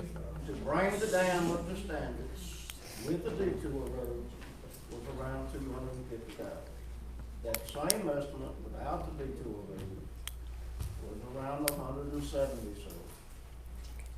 We don't have an estimate right now for the research. What I proposed again, if you want to evaluate these additional options, have the lake, not have the lake, check down what happens downstream, da-da-da-da. We would do on a time and materials basis. The board could set a top end if you want to on that, and so you spend X. We'll try to do what we can for X, and if that's not enough, I'll come back and say, we need to do some more. So to do those plans, which are around 170, can come from our state aid. Without balance. designing a detour road, is around 170 or so to set of plans and documents on the shelf or bidding. I think people would be way understanding if we didn't do a detour road. Well, I want him to move forward with at least getting plans developed, so we might get all the money. I mean, if he go ahead and do it, and the costs come in too much, we can always drop that off, but I don't think we limit him right now to saying exactly how much this gonna cost, because at the end of the day, we're not gonna know until he actually developed those plans and put them out for bid. Well, that's what he's saying, he could do that without the detour road in there Y'all have worked together as a group. for 170. It's in your history. You Well, need to I've work got- together as a group now. And we're working on Well, it. I'm telling you, we are. Why go ahead with plans if you're not sure whether there's other options out there that might be better? But how do you know until you go ahead with Well, why planning? don't you do the research on other options? It's gonna cost to do the research. Well, do the research on the Okay, options. Don't- then- This is the don't make plans on- Then until the what, research has been done. let me tell you how this gonna go. He's gonna do research on the other options, we're gonna say, okay, how much that's gonna cost? He's gonna say it's gonna cost this amount. Well, how much will it cost to have a dam? We don't know yet, cause we haven't did the plan. What ifs keep coming up, okay? And that's why I told you, we'd have information we don't know tonight. Board Chair, I move we adjourn for tonight. I second that. I second we adjourn. Question. He had a moved- motion on the table. I got a motion on the table to allow me to use my $140 state aid money. And then if we gonna stick to what we saying, I've got another portion of state aid money out of this round. And I wanna use $105,000 of that to authorize Clyde Christian to move forward. That's my motion. Now, if he's putting part what he's already got up, If that could come out of state aid, I'll second that motion, if it can come out of our state aid. he's putting money on the table. And if We y'all can, need we help, handle y'all- business. We can handle business You've in got a this. quorum, you can handle business. If y'all need help in the future, like y'all need to help him now, if he's willing to contribute a start-off fund, and the rest of y'all chip in some and get this done Supervisor started, Trainer, that you moves just us brought to the ahead. board at that meeting about moving forward with that MSU. You got to honor one of these. Hold up. I think we took that carryover money that was gonna be there to carry over and put it over on the Longview Aderton Bridge. We And did. it's not there no Yeah. more. So there's not. The Longview Aderton Bridge. Yeah, the state aid money. Yep, we carried that over from. Well, you don't have a choice on So we don't. bridges. So when did that happen? When, Last term. So y'all used my state aid money on your Longview project? well, you voted for it too. You voted on it too. I mean, but No, now, I did not. I don't wanna get into this, but remember we were sitting at the table and I said, now, you know I'll have, and you all both said, well, yeah, we can carry that over to the next term. Yeah, and then, So that's, So the seed money you thought you and then had, that same you don't money, have. I don't have it. Because it's on their project. Well, and now, All right. if it could come out of state aid, I'll second the motion. All right.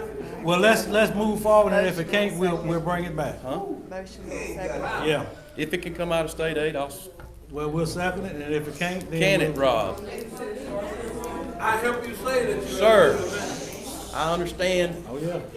It's So y'all gonna- see what I'm dealing with, right? It's gonna Okay. be like, it's gonna be like any other state aid project that we're gonna have to pay it out of county funds before state aid can pay it. If Mr. Pritchard Well, does let's not do it. get paid Didn't we before just the allocate funding- $500,000 to the Blackjack project?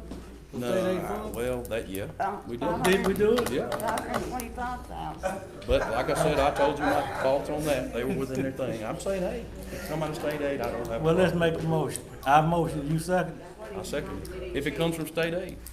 Yeah, Carry the but we motion. just said that it could, Carry- the attorney carry. just said it couldn't. He said he didn't know. That's been the question on the board all the time.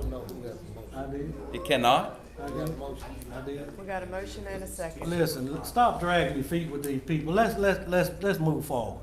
I mean, at some point, let's move forward. Why are we continuing to drag our feet around here? We authorized Ms. Miller at the last board meeting to use $90,000 of bond money that she had left over, which we were supposed to have spent that bond money at a certain amount of time, but we authorized her, and it was unanimous vote from all the supervisors. No, that came out of her bond money. Exactly. It was for the Exactly. stoplight at Old 25 and Oh, Courthouse Road. Orlando, I need your vote. Okay, we got a I need motion and a to vote. second on the floor if it comes from state aid. Any discussion on that? I think we should do the research. Okay. I think we should do the research instead of just the plans. Carry the motion. Any more discussion? All those in favor? All those opposed? Motion carries unanimous, or, I don't know, all of four? Four to one. Just Supervisor Miller says no. I'm asking. If it comes from state aid. Okay. Is it 5-0 or 4-1? District 4. 5-0? She abstains? Okay, she abstains. All right. It was 5-0. 4-1. 4-1. 4-1. Okay. So we're moving forward with With the plan. Beyond that, I make a motion that we adjourn. I got one little thing. Okay. You gotta do that grant. Okay, yeah, we do need to do the grant, but I need a motion and a second to approve these grants for the sheriff's office. So I'll make a motion. Second. Second. All those in favor? Wait a minute, who did Motion the carries. motion? Me the motion, he the second. Montgomery, Howard on the grants for the the grants. sheriff's department. 5-0. On Osley Road, it's been closed for a week, and we need the board to authorize Mr. Pritchard to do the hydrological study, so the road department can know what size culvert to put in that road. Make your motion. Osley Road. Osley, that's your motion. I'll second that. All those in favor? Motion 5-0. Need Motion a adjourned. motion by Supervisor Trainer, second by me. All those in favor? All right, guys, it's been better days. Everything went good. Oh, we got it. Hand me those grants.